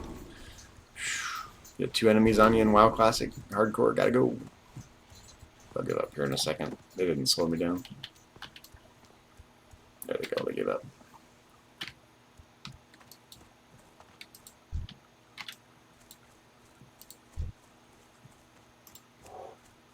You know, there definitely things come in cycles in California like everywhere.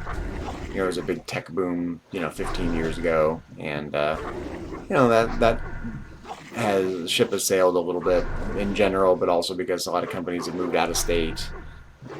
Companies don't seem to want to embrace remote work like they used to. So, which is a shame. It's a shame to see companies being so regressive when you really can work remotely full time and be just as effective, maybe even more effective. And yeah.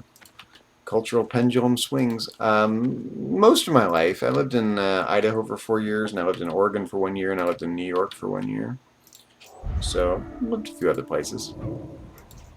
But California's home.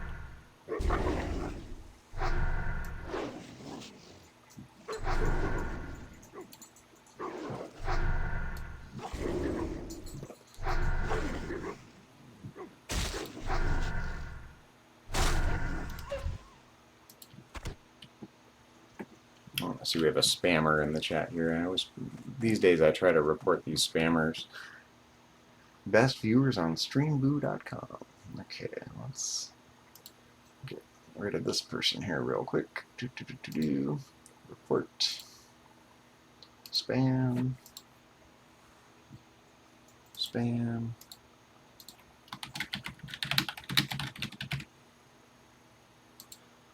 And block. There we go. Problem solved there.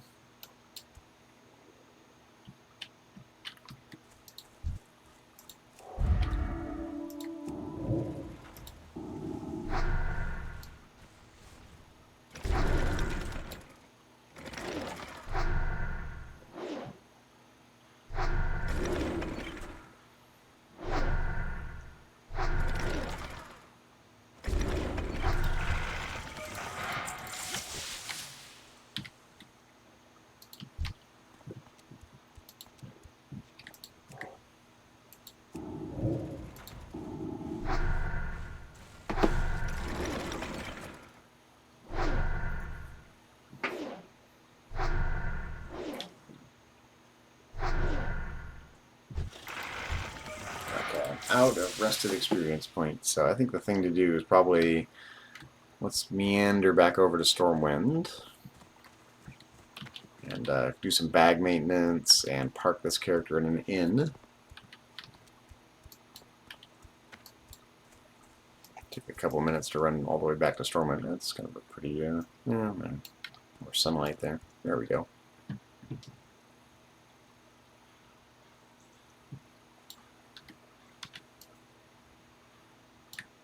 good screenshots for the YouTube version of the stream.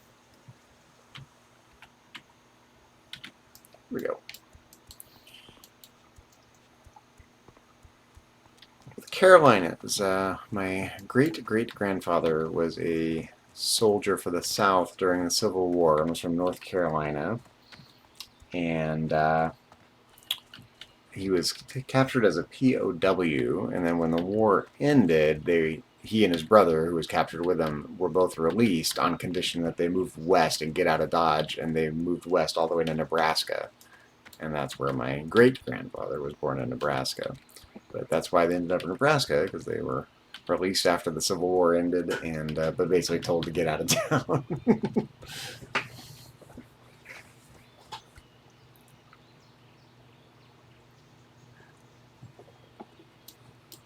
I don't know what you mean by that. Uh-oh, at 13 dance. What does that mean? Do you know what that means? Uh-oh, at 13 dance. I don't know what that means. Uh-oh, at 13 days? Uh-oh, it 13 dance. Oh, tried to post an emote. Oh, I see. Got it. I don't know how to do emotes on Twitch. I never figured it out, and I haven't bothered to learn. So how do you do emotes? What do you do? I haven't figured out how to do it. I'm so new to doing anything on Twitch, really. I watched Twitch for a while and want to see my... Yeah, I do.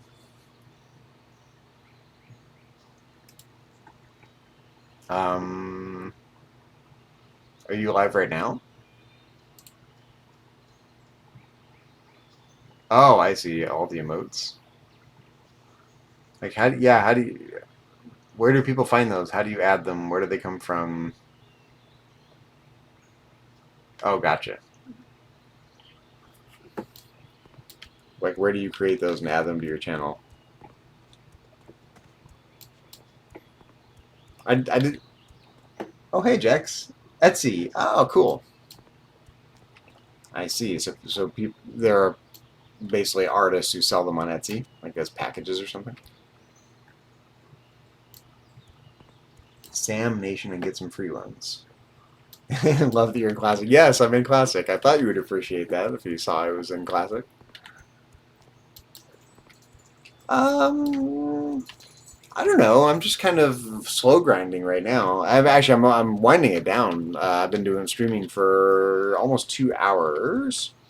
I am a squishy mage, although my relatively new friend Pina Colada pimped me out with some gear and some bags and stuff.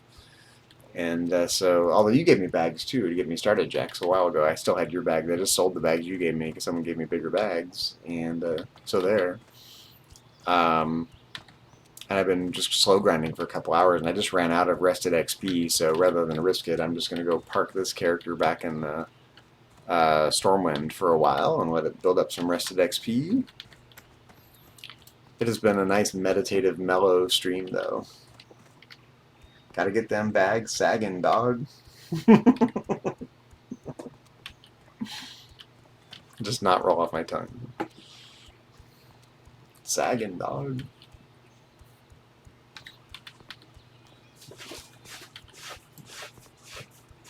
How are you doing, Jex? I haven't been on Twitch all that much lately. I've been Uber driving like crazy and been working on, I don't know if you noticed, but I'm working on programming a retro game. So I've been doing some retro programming streams. Yeah, working a lot. Everyone is. Everything's so expensive these days. So, oh, you lurked in the TI stream. That's fun. Yeah, that was my first computer system back in the day. So I still am enamored with it. It's such a colorful, fun, easy to program system. It was dope. Yeah. That's how I got my start in programming and gaming. And that system came out in 1981 when I was 3. And my dad had one. And so, yeah, I used to write little programs in BASIC when I was like 3, 4, 5 years old. Learned how to do it. And it served me well. It really did. Arguably it set the groundwork for what I ended up doing, studying philosophy and teaching logic, and the work I did as an instructional designer, programming, and yeah, it's That was good. So I want to try to capture some of it because there's even though there's a little cult following of people who still like messing around with the system. There's not that much content about it available. So I wanted to document some of the things that were foundational for me and shaping how I view computing and programming and gaming and various things. And rather than let those things go by the wayside, I'm the kind of person that will sit there and make videos about it. So I figured I would do that. Glad someone enjoyed it. Since you're smart and old, give me some good advice. Since I'm smart and old, good advice. Well, I think, what good advice can I give you? I'll give you a few pieces of good advice. One, stay positive. Life will grind you down if you let it. I've gone through various big things in life, and there's always a chance that they'll take you out if you're not careful. You got to stay positive. Two is keep in mind, this is a piece of stoic advice. Keep in mind the finitude of things. Everything ends. Good things end and bad things end alike. So, if you're fortunate to be well off right now, try to don't let it go to your head because it can go away. And if you're struggling right now, that will end too, and prosperity will come again. And so all the things in life come and go. Everything's finite and temporary. And at the very least, you're going to be dead in 50 years or 100 years, right? So, don't sweat the small stuff too much. I would say remain curious, learn as many things as you can about as many different kinds of things as you can. For two reasons. One, you never know what you're going to have to do in life and when it's going to be useful. But more importantly, it's just because it's what humans do. Humans learn things. So spend your time learning things and being curious about everything and learn everything you can about every quirky, weird interest. Don't be overly pragmatic, in other words. Continue to learn things just for the sake of learning things. That's some good advice. Do you want more specific advice than that? I'll give you a nickel's worth of free advice, as they used to say.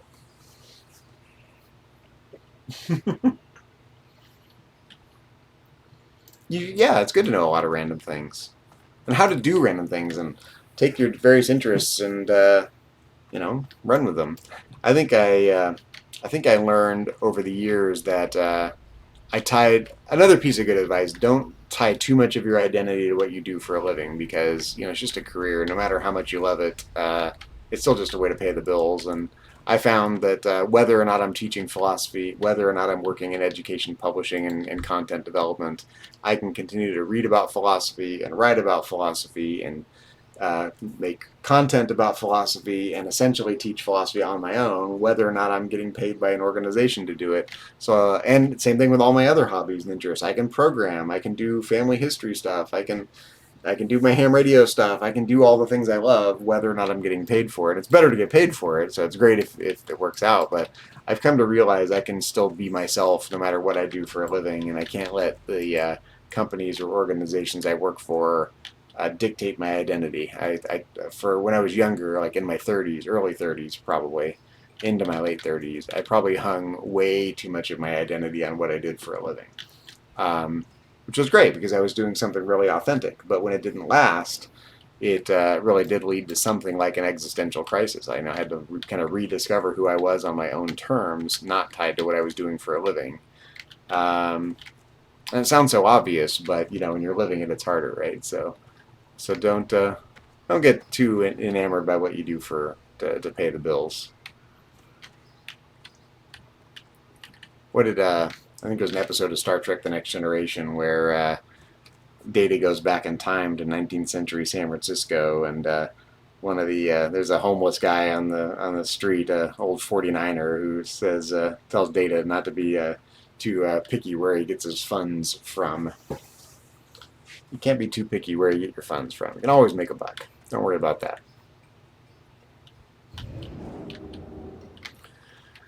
Well, let's see. I guess I'll just park this character in this inn. I might jump into retail real quick and do what do you need left to get affiliate? Yeah, I'm really struggling with it. Boy, I wish I knew. I'm streaming all the time, but I'm only getting like 2 or 3 people watching at a time. The only thing left I need to do is get an average of, 3 or 5 viewers per stream over a month. I'm just not getting enough viewers, and I'm creating a ton of content. I'm actually getting some new subscribers to my YouTube channel, so there are some secondary benefits, whether or not I end up getting affiliated on Twitch. I got to do a topless stream. There you go. Just go topless. Ooh. Can guys do that? I guess guys can do that on Twitch, right? I can go topless. Sure. Not really my style. Not a prude, but you know, topless streams not really my style, probably. Guys can.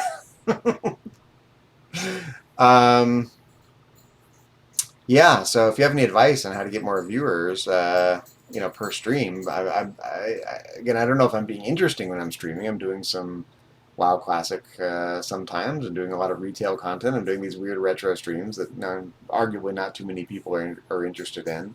Even when I've done more mainstream retro streaming, like Atari games, things like that, I'm not getting that many viewers. I think there's just so many people on Twitch. It's hard to find a way for people to for people to find me. I'm buried at the bottom, you know. So I think it's probably just a matter of time before people, more and more people one by one keep showing up. But might want to wear a wig. Yeah, I need something to like grab people's attention, like a big rainbow clown wig or something, like an animal hat, like Dr. Disrespect. Who is Dr. Disrespect? Am I supposed to know who that is? Do you know who Dr. Disrespect is? My love? Oh, Do you know who Dr. Disrespect is? No. Jex doesn't know who that is either. No one knows. Big streamer. Not so big that I've heard of him. Yeah. I don't know a lot of streamers though, because I I don't don't watch either. streams. I didn't for a long time. I'm so new to it. I started watching a while ago and decided I could do that. Just like when I was doing podcasting, I can do that. Yeah, it's slow going. I just noticed. I feel like I'm not as interesting as I used to be. Frankly, I used to do podcasts on Star Trek and philosophy back in the day, and that was mentally intensive and a lot of grueling work. I'm kind of just enjoying like casual, low key streaming, and I do hope to become affiliated. I wish there was some reliable way to do it other than stream enough and be interesting enough to get a following. I just like to know there are a few people on my side. Like, you're on my side, Jex. Thanks. Try to help. Bring them in. I'll split it with you. Cozy, you are a hidden gem. You are humble and kind. The streaming world is hard. If I have learned anything that streaming also comes in waves. Just always be yourself. I will be here as much as I can to support you. Oh, that's nice. Thank you. Can I just I'm gonna screenshot that. That was As a reminder. That is a good reminder. That is very. Oh. Yeah. My heart. It's nice to think that I'm a hidden gem because I don't feel like I'm doing anything special. I just play WoW, and I do my weird little retro streams, and I try to on anything I'm interested in. I try to make content about it because I'm an incessant content creator. I can't help it.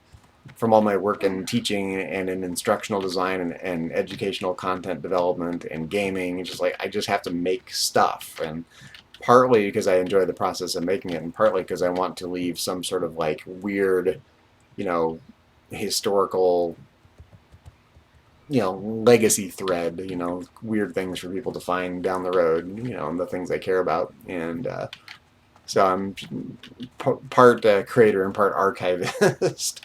So yeah, I'm glad you find it to be a hidden gem. I just, I don't know what the mass appeal is though. I don't know how to bring more people in. For the first year, I clicked off the viewer count. It used to be just me and my brother and a couple of other people sitting in my channel. It takes time, but people will eventually find your channel. It got me down. I hate numbers. Yeah, I feel like, I do have a group of people I play with, as you've probably seen. There's Susan here, who's sitting right next to me, my love of my life. And then my best friend, Julia, whom I've known since we were 5. My friend Joe, my old boss from Radio Shack. My friend Morena, who I've known through WoW and have never met in person, but one of my close friends now.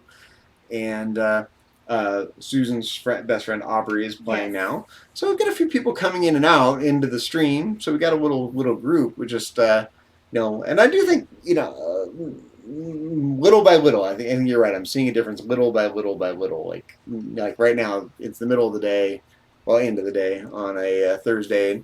There are at least three viewers watching right now. And there was a while when I was only getting 0 and 1, and so it does grow. It's just a slow growth. Same thing with my YouTube channel. I created content for years before I finally got monetized on YouTube, and now the growth is pretty steady. Like I'm increasing at a rate of like 50 or 60 subscribers a month, which is not a ton, but it's growing. Once you get affiliate, your streaming will take off. You can personalize it, and it makes a lot more of an intimate stream. That's part of the thing. I'm technically savvy, but I don't understand the ecosystem I'm working in. So I need to spend some time learning how to pimp out my stream and really personalize it and make it mine. I'm using very prefab stuff right now, the prefab templates, and I don't have spectacular internet bandwidth. So I can't, I'd like to stream at higher resolution. I just can't do that right now, not well anyway. So it's all personality, and and I can't rely on the bells and whistles to make anything happen. I do want to learn more about pimping out my stream though, and customizing it. Yeah, I appreciate that. Rating as much as you can. That really genuinely helps because once I hit that 3 viewers per stream, an average of 3 viewers per stream over the course of a month, I'll be affiliated. I got all the other criteria met. I really appreciate it. Your streams are so fun. I love the wacky things you do in the game. Like, the one that stands out in my memory is the time you had a bunch of low-level characters, did a death run to try to take out Hogger with a bunch of level 1 characters. That was remarkably funny. I wish I got in on that one. I just didn't work out time-wise, but that was funny. You do need to do that again. That was fun. It was just wackadoodle. I like that kind of stuff, wackadoodle stuff to do in the game, and I also like exploring just weird nooks and crannies of the game that don't get a lot of press. Like, this isn't interesting per se, but I did a couple streams like a few years ago now when I first started making content, like rafting around the continents and stuff like that. Just weird things to do in the game that are not important, but a lot of fun. Okay, I think I'm gonna. Well, no, I'm still playing. You got what? You got a little time left in your day, right, Noah? Susan? Huh? You have a little time left in your work day, right? Yeah. I guess I'll just go keep leveling. Why not? Yep. I'm probably about 15 more minutes. Perfect. I'll level for 15 more minutes. Let's see, once the Burning Crusade comes out and I can fly in, just going to be flying around in the Grand, going rock to rock. Yes. That was probably of all the time periods I've played in the game, that was probably my most favorite, most nostalgic. It was just it was the ramp up to the Burning Crusade coming out was so exciting, and this was back in the day when like you actually had to go buy the box in the store, So I remember standing in line to get for the midnight release of the Burning Crusade, and only to find out that you had to pre-order, and I still didn't get a copy, so I had to go back the next day get a copy. Yeah, it was lame. I didn't realize, didn't get the memo, I guess. But yeah, like the Burning Crusade was so different than Eastern Kingdom. Outland was so different than Eastern Kingdoms and Kalimdor, and it was still, the game was still like classic enough where it was hard to level, it was slow, and I just remember being in Hellfire Peninsula and it was just so desolate and environmental, and the wind sounds, and it was just, and even the dungeons were so fun. You couldn't just blaze through a dungeon then, you just had to go really slow, and I had such a good time playing in that time period. Like I've said before, it's probably the reason I didn't finish my dissertation. I spent too much. I discovered WoW about the time I should have been working on my dissertation. So, what do you do? Worked out okay. Worked out okay.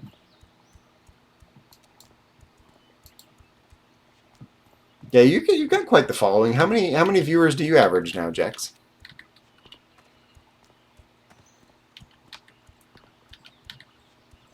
If you're still around. Oh, lurking comes and goes.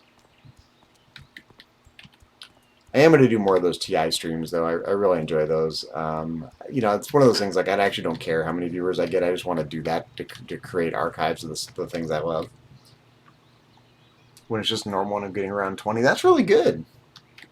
Takes a while. I mean, I've been doing this for months and months now, as you know, and I'm still only getting, one or two or three or four people a stream. Well, once in a while I get raided by you, a couple other folks raid, and I really appreciate it. And it's nice that I'm on the radar at all, frankly.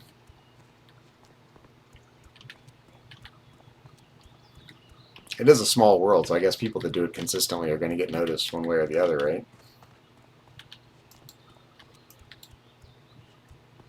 Also, I just find that I'm tired a lot of the time. I'm doing so much Uber driving that's kind of wearing me out, and I wasn't feeling good for a couple days, and I wanted to stream more over the last couple days. I think I'm finally starting to feel better. I'm feeling a little more energized. You look better today. I was pretty out of it yesterday, I think. Yeah. No, you look, and the day before. Yeah. You look better today. I mean, I zonked out. I never zonk out early in the evening. I must have been really not been feeling well. I just came home and zonked out. And I knew you were going to.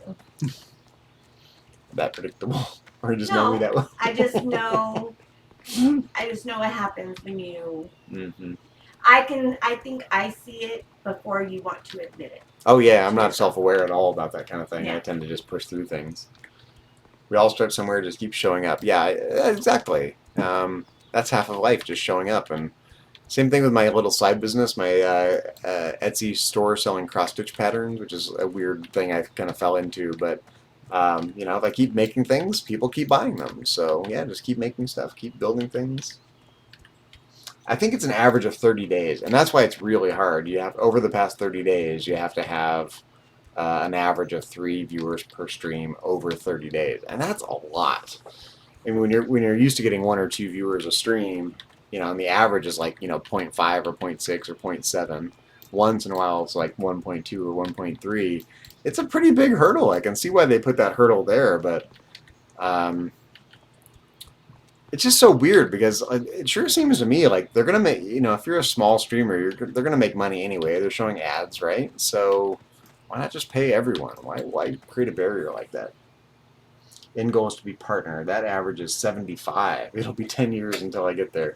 Yeah, but the growth is it's logarithmic, right? It doesn't. It's not exponential, but it does increase over time. So it probably won't take you 10 years. It might take you 3, right? That's okay. It'll take me 20 at this rate. Oh. Well, it's so true. I mean, it sounds cliche, but it's so true. Female streamers have it so much easier than male streamers do. I mean, and still, and it's true. There's So- no denying it. okay. So I mean, You should be streaming. What am I doing? I mean, wait, but you're probably right. But it's still it's a small percentage, and it's still even with female streamers possibly being more popular, it's still even a small percentage Yeah. of that kickoff. Definitely. So just not just you're a girl, go stream and you're gonna it's gonna be great. Jack says I show my clavicle and I get 5 more viewers. Not the viewers I want, but still 5 people. Hey, there you go. Show a little leg, show your ankles. I was literally just gonna make that joke. My ankle's showing. You're right, exactly.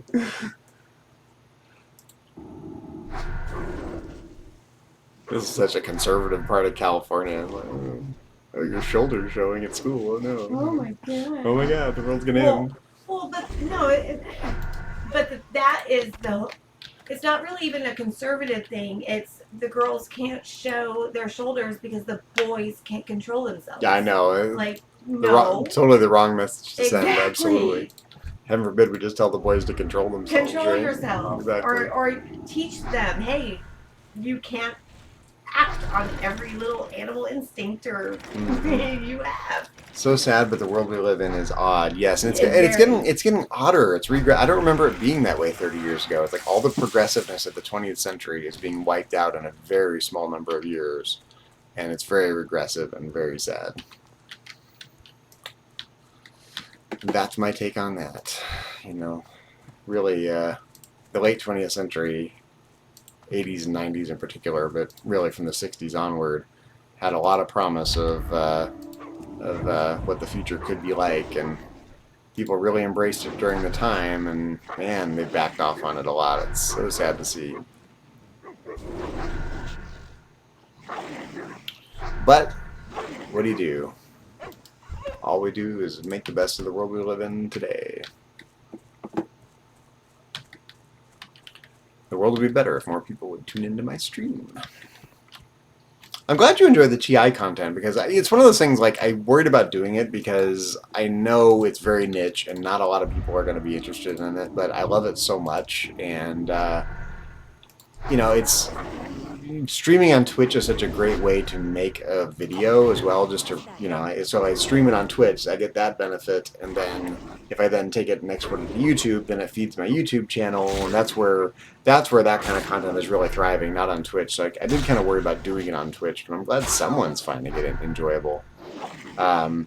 Which one did you watch? The one where I was going through the old book, or the ones where I was doing the old program tutorials, or any of the games that I've done on the TI? Which one did you happen to watch? One or ones, if you remember which one it was. Programming tutorial, yeah, the one from the book,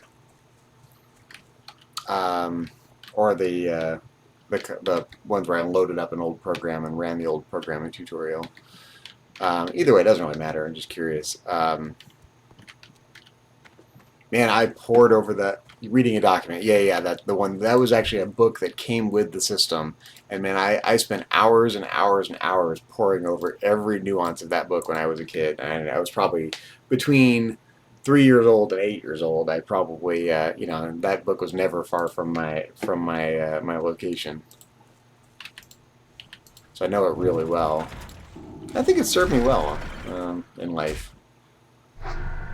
It's an interesting time period to be a kid, with technologically inclined kid.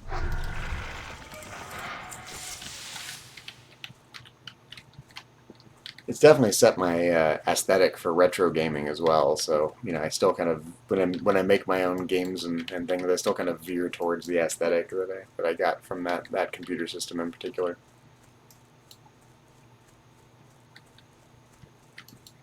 You should check out the game I'm working on, though. If you haven't seen those streams, check them out on my YouTube channel. It's, you can find it under CozyAzeroth or Zachary Fruhling, F-R-U-H-L-I-N-G. That's my real name.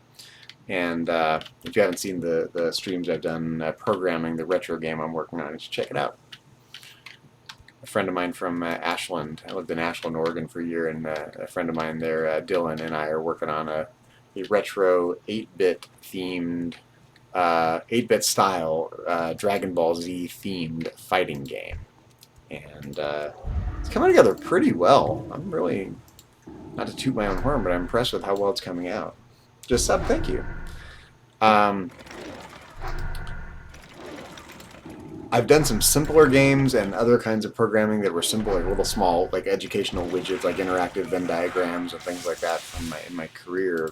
So of course I have the programming experience when I was a kid, but I don't have any training as a software engineer. So I'm having to reinvent the wheel a lot, but it's really good practice to plow through it. And we're programming that game completely by hand, no game engine, just us and the Pico 8, the environment, and whatever it can do.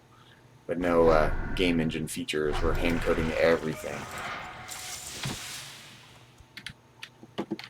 Yeah, you'll see all kinds of wacky stuff. If I had planned my YouTube channel better, I probably would have created separate channels for different kinds of content, and I might still do that. It probably would be a little more successful, but right now it's just a bit of a dumping ground. Whatever I'm making videos on, local history, family history, gaming, programming, some cross-stitch stuff when I was making a little bit of content for my cross-stitch business. So at some point I probably need to separate it out into separate channels. But for now, it's just, you know, this is Zach's content dumping ground. Appealing, huh?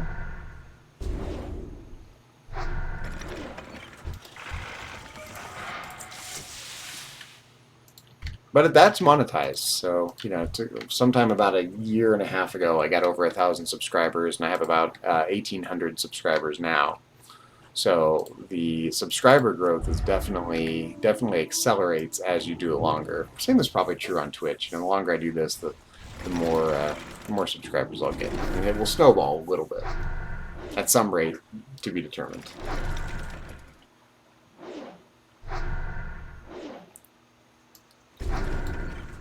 I'm not sure grinding harvest golems is the best way to get followers on Twitch, but I'm glad you like it.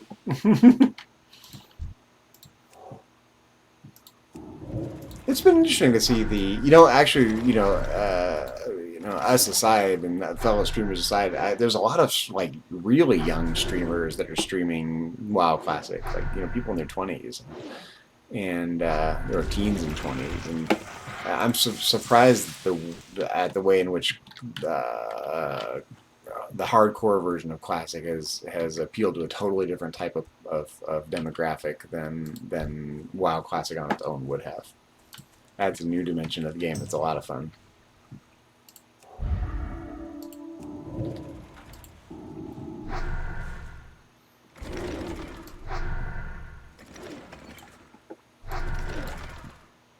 If you have a YouTube channel, I'll subscribe as well when I get off this. I didn't notice if you have one yet or not, but if you do as well, I'll subscribe back.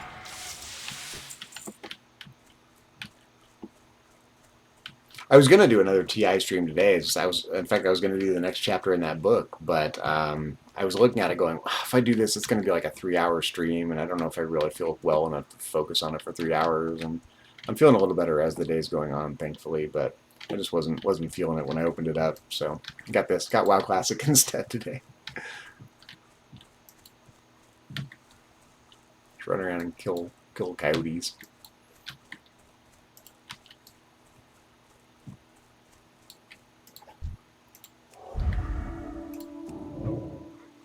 Yes, woo! WoW Classic. You are the biggest WoW Classic advocate I know of. You sing its praises. For good reason.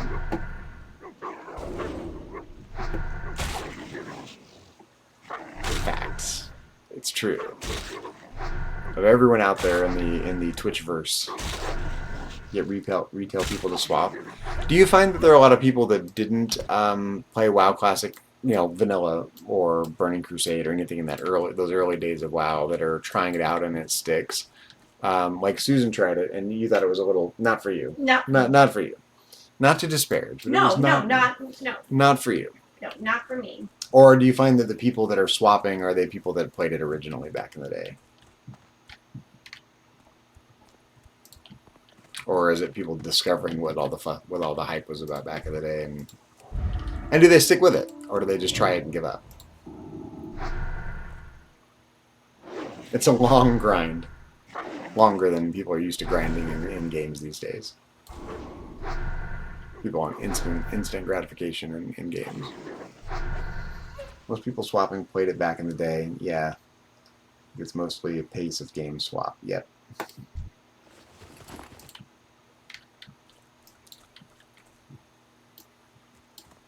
New retail stuff to I do the same thing. I don't what I don't do, I'm always perpetually behind. Like I've got friends that play retail WoW and they're always doing the newest everything, all the new mythic raids and all the new events, and I just can't quite get into it like that. I don't play enough consistently and to do all the new things, but I do get around to it. So I joke I'm always like 6 months behind. Whatever was out 6 months ago, that's what I'm playing right now. Because I just can't keep up. Mm-hmm. And so yeah, when there is something new like that, I do tend to drop WoW Classic a bit and go fiddle fart around in retail. And retail is where all my old school friend group plays, and so that's where I tend to hang a lot of the time when I get home and go, hey, does everyone want to jump on WoW? Yeah, let's go. We jump in retail. I've tried WoW Classic with Julia as well as with you. Mm-hmm. Joe played. He got into Season of Discovery a bit, but you haven't tried. It's basically WoW Classic with some new elements added in. Let's see, people that I'm close with and play retail are consumed by retail. Barely hear from them. Yeah, I'm more of a dabbler. I play a lot of retail WoW, but I like Classic, and you see I kind of dabble in quite a few different kinds of content. So, but even when I play retail, I play it like I'm playing WoW Classic. I like just open world questing and the low-key, mellow parts of the game. I do like collecting all the things, transmogs and whatnot. That's a lot of fun. Mounts, I collect mounts. And I like all the new zones. I mean, it's always cool to see new zones that are created and get to know them a bit and explore them. Still enjoy that. I was saying earlier, I don't know if you were watching then, I think you probably weren't yet, but I'd like to see them. I was kind of hoping they would merge the two. Like right now in some zones in retail, you can use Zadormi to travel back in time. I was actually kind of hoping they would do that for all the zones. Like if you were in Elwyn Forest in retail, you go find Zadormi and then say, I want to see, you know, Elwyn Forest back in the day, and it basically swooks you into WoW Classic with your character you've got. I think that would be, with the same difficulty level and everything, I think that would be cool. I could see these merging together rather than diverging into two different games, but I seem to be in the minority of people who want that. I think it would be a good way to incorporate the WoW's past right into WoW itself. And they already do that in some zones. Like, you know, what are the zones?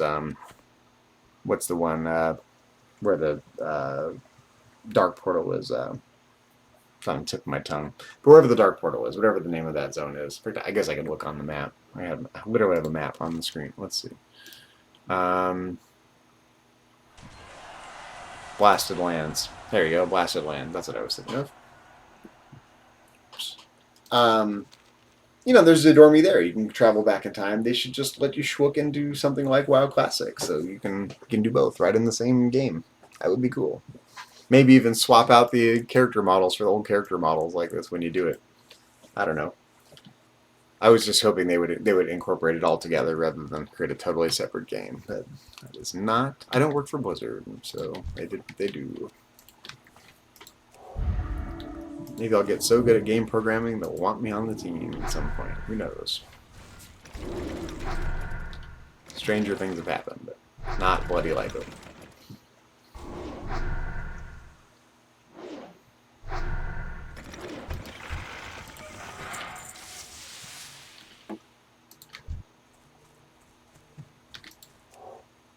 Hello. Hi. It is. I'm Zach's streaming right now, so and I'm just finishing up the last couple minutes of the workday. I can't carry anymore. My inventory is full.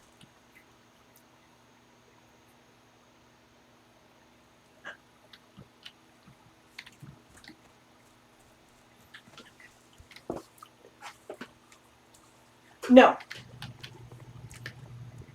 Okay, I gotta go sell some things. My inventory's full.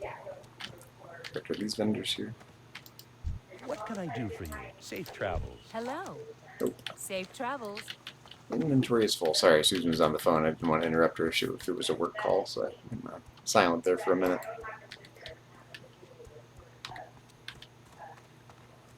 Our desks are literally right next to each other here, so when she gets a work call, I gotta be quiet sometimes.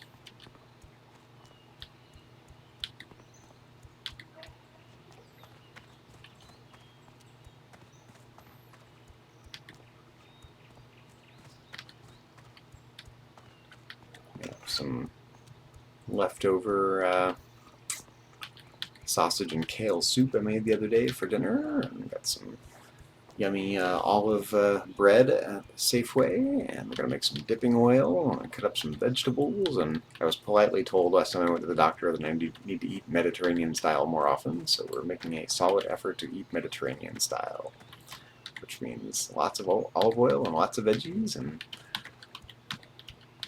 a lot of the things I love. I love Mediterranean food in general, all the different Mediterranean cuisines around the Mediterranean, so we're trying to just dive into it and get healthy again here. That's our plan for the evening.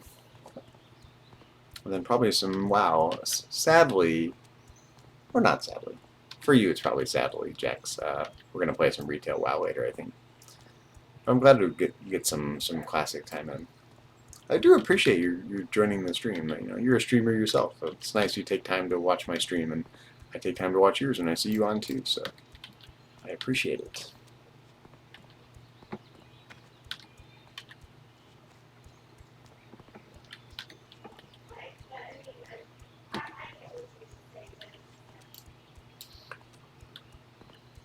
You know, I think they're just parts of retail I love. Like the Shadowlands expansion, I thought was so weird and abstract and fun and wacky. And it's one of those things that's like, you know, I I can imagine sitting around a room while they're brainstorming Shadowlands, going, "Can we really do something this weird? What are fans gonna think of it?" And I love how like abstract and psychological and um, it's like some combination of like Freud and Jung personified into all the enemies you fight are like your repressed fears and your undealt with emotions and this that and the other thing.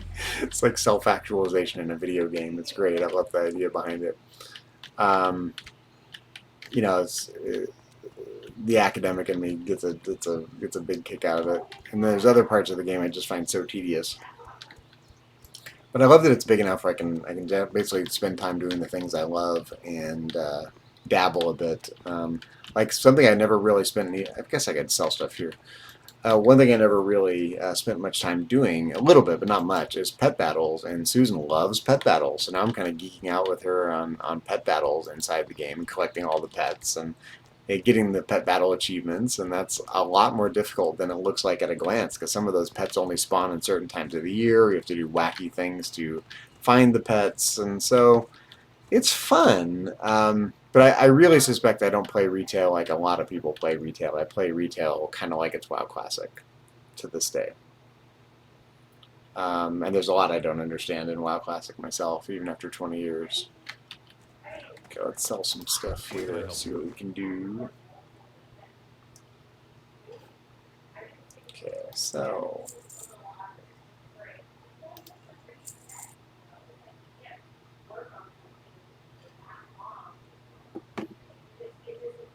Oh, how about that belt? Oh yeah, it's better. Your belt on. Love it.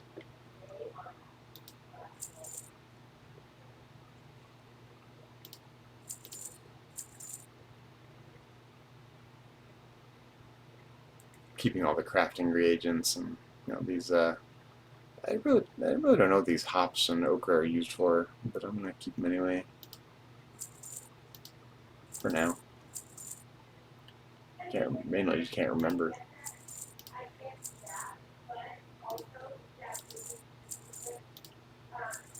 Sorry, my camera's at a weird angle, so I'm always like looking at the corner of my screen. It must look really weird on the stream.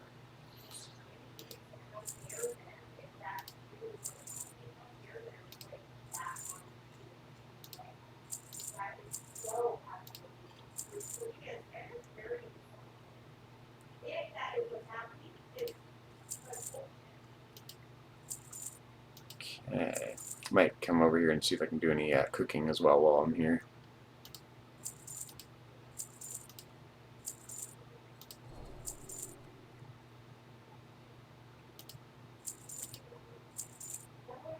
Okay, that's pretty good. Good enough for the moment anyway. Let's see what we can cook.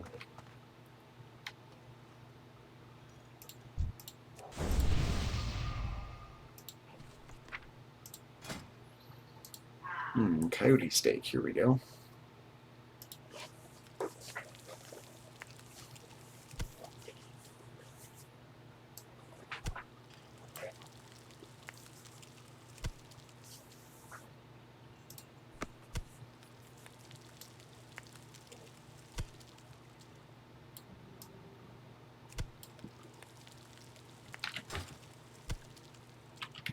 Oh yeah, every time I forgot that when I turn off the interface it kills the cooking.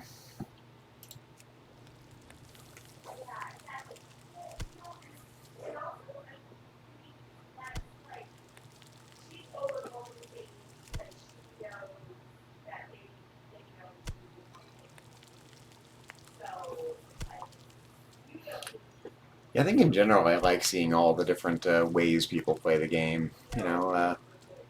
I do play both retail and classic, and I like just different things about them. But I like seeing that the things other people are doing, because other people play the game in such very different ways than I do, and sometimes it's easy to get just stuck in a rut. And you want a fresh injection of ideas, cool ways to play the game. Might be with you. Let's see, where's the guy? Oh, this guy sells recipes, right? How are you? Oh yeah, pork ribs.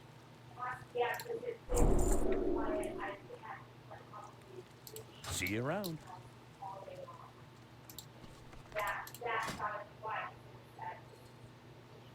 Don't have any ingredients. What do, oop. Boar ribs and mild spices. Okay, do I have boar ribs?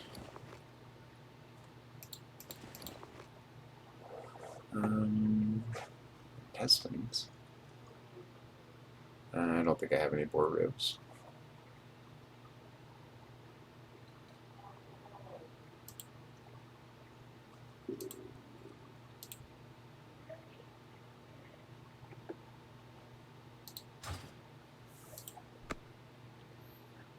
Now that I've leveled up, I'm actually going to head to Stormwind real quick and check out the auction house, see if I can upgrade my wand at all. I gotta save a little money for a mount eventually, but this is Operation Survival, not push here. So, whatever gives me an edge right now is probably a good thing. Can always make more gold.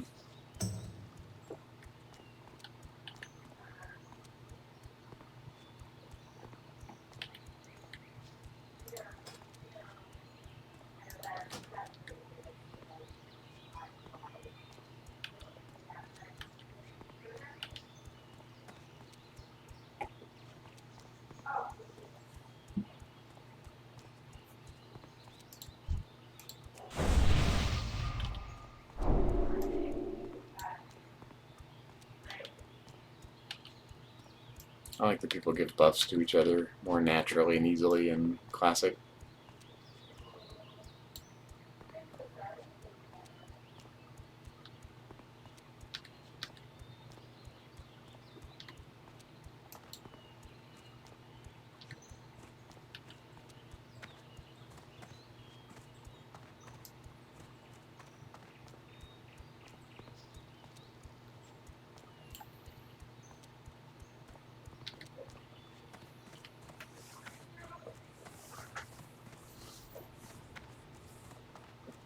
You know, as part of my game development journey, I do want to spend some time messing around with 3D world creation software and see what I can create.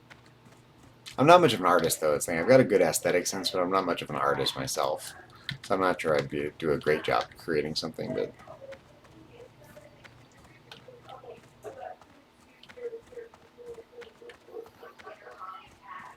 I've watched the videos of WoW devs creating zones and messing with the terrain editors. I'm literally just building this nice little fluid world before your very eyes. It's amazing. I seem to have an intuitive feel for it. But I guess, you just mess around with the tools till you get an intuitive feel for it. Let's go to the auction house. Almost took a left turn out of habit. Okay,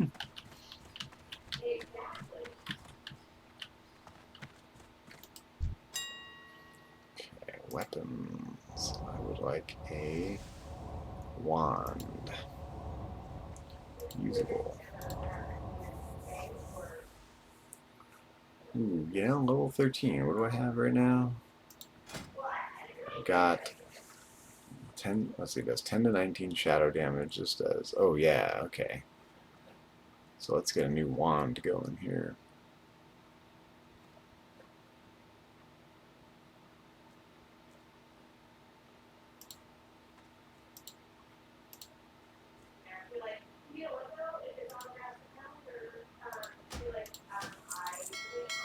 Let's go put that on.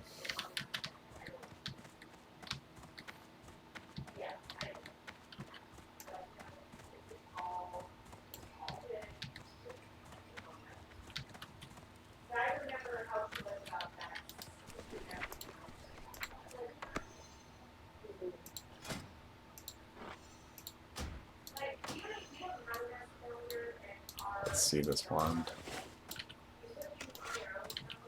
Oop. There we go. Looks about the same, doesn't it? I do wish I could collect appearances in WoW Classic. I like the appearances.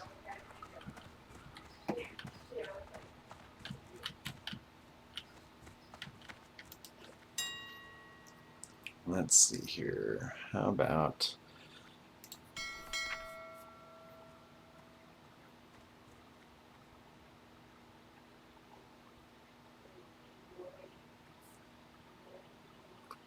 Skill with maces and two-handed maces.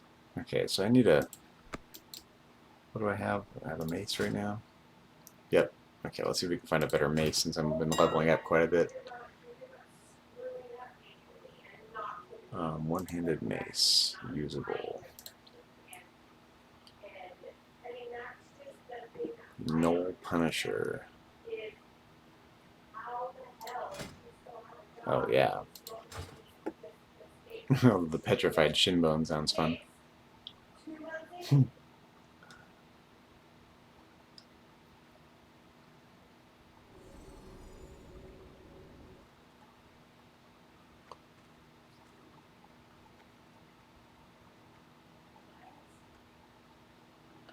Yeah, let's get this shinbone. That'll be fun.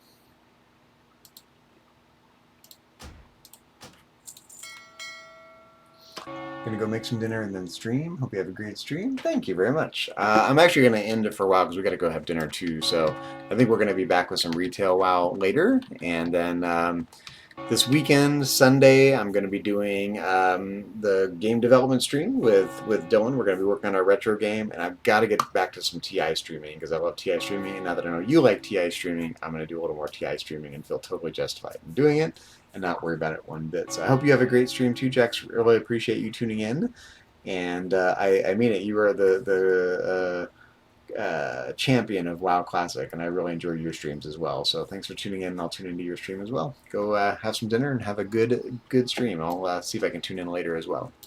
Thanks for watching. Okay, I'm gonna go get my new mace. Most importantly, have a good evening.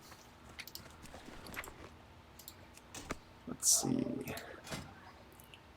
There's my mace. It's a petrified bone, alright, check it out. I love it.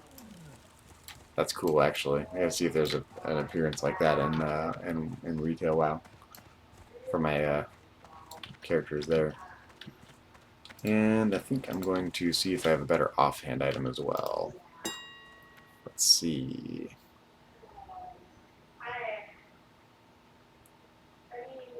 Armor. Where are the offhand items? Yeah, there we go.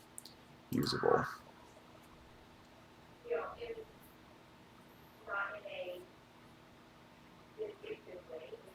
Spellbinder orb. Ugh, so expensive. Yeah, the only one I can afford is the Spellbinder orb. But let's do it. Buy out.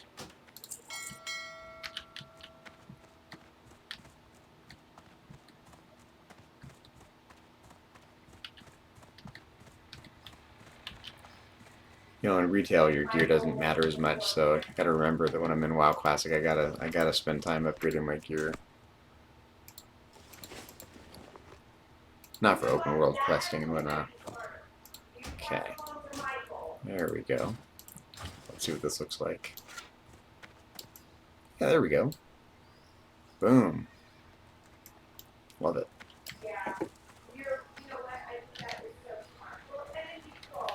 Sell a couple things. Looking for something specific? Sell that, sell that. Sell that.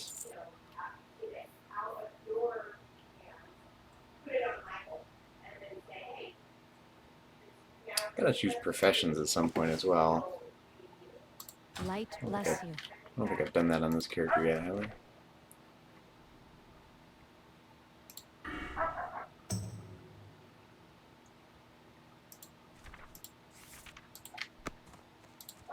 I don't think so.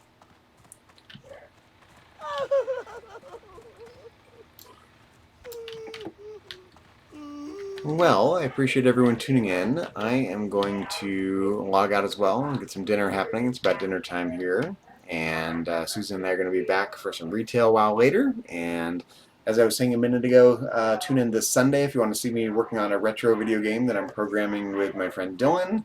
And if you want to see me do some other retro streaming, I've been doing some Texas Instruments TI-99 4A streaming some basic programming and some retro games. Also doing a little Atari streaming, a little big, mixed bag of everything lately. So keep tuning in. Thank you for the enthusiasm, everyone who's been chatting and tuning in. I really appreciate it. It's encouraging me to keep going to try to get affiliated. So we're making this push to get affiliated here in the near future, and I appreciate all the help along the way. Hope everyone has a good night. I'm gonna park myself here in the inn in Stormwind and go get some dinner. Thanks for tuning in. Bye, everyone.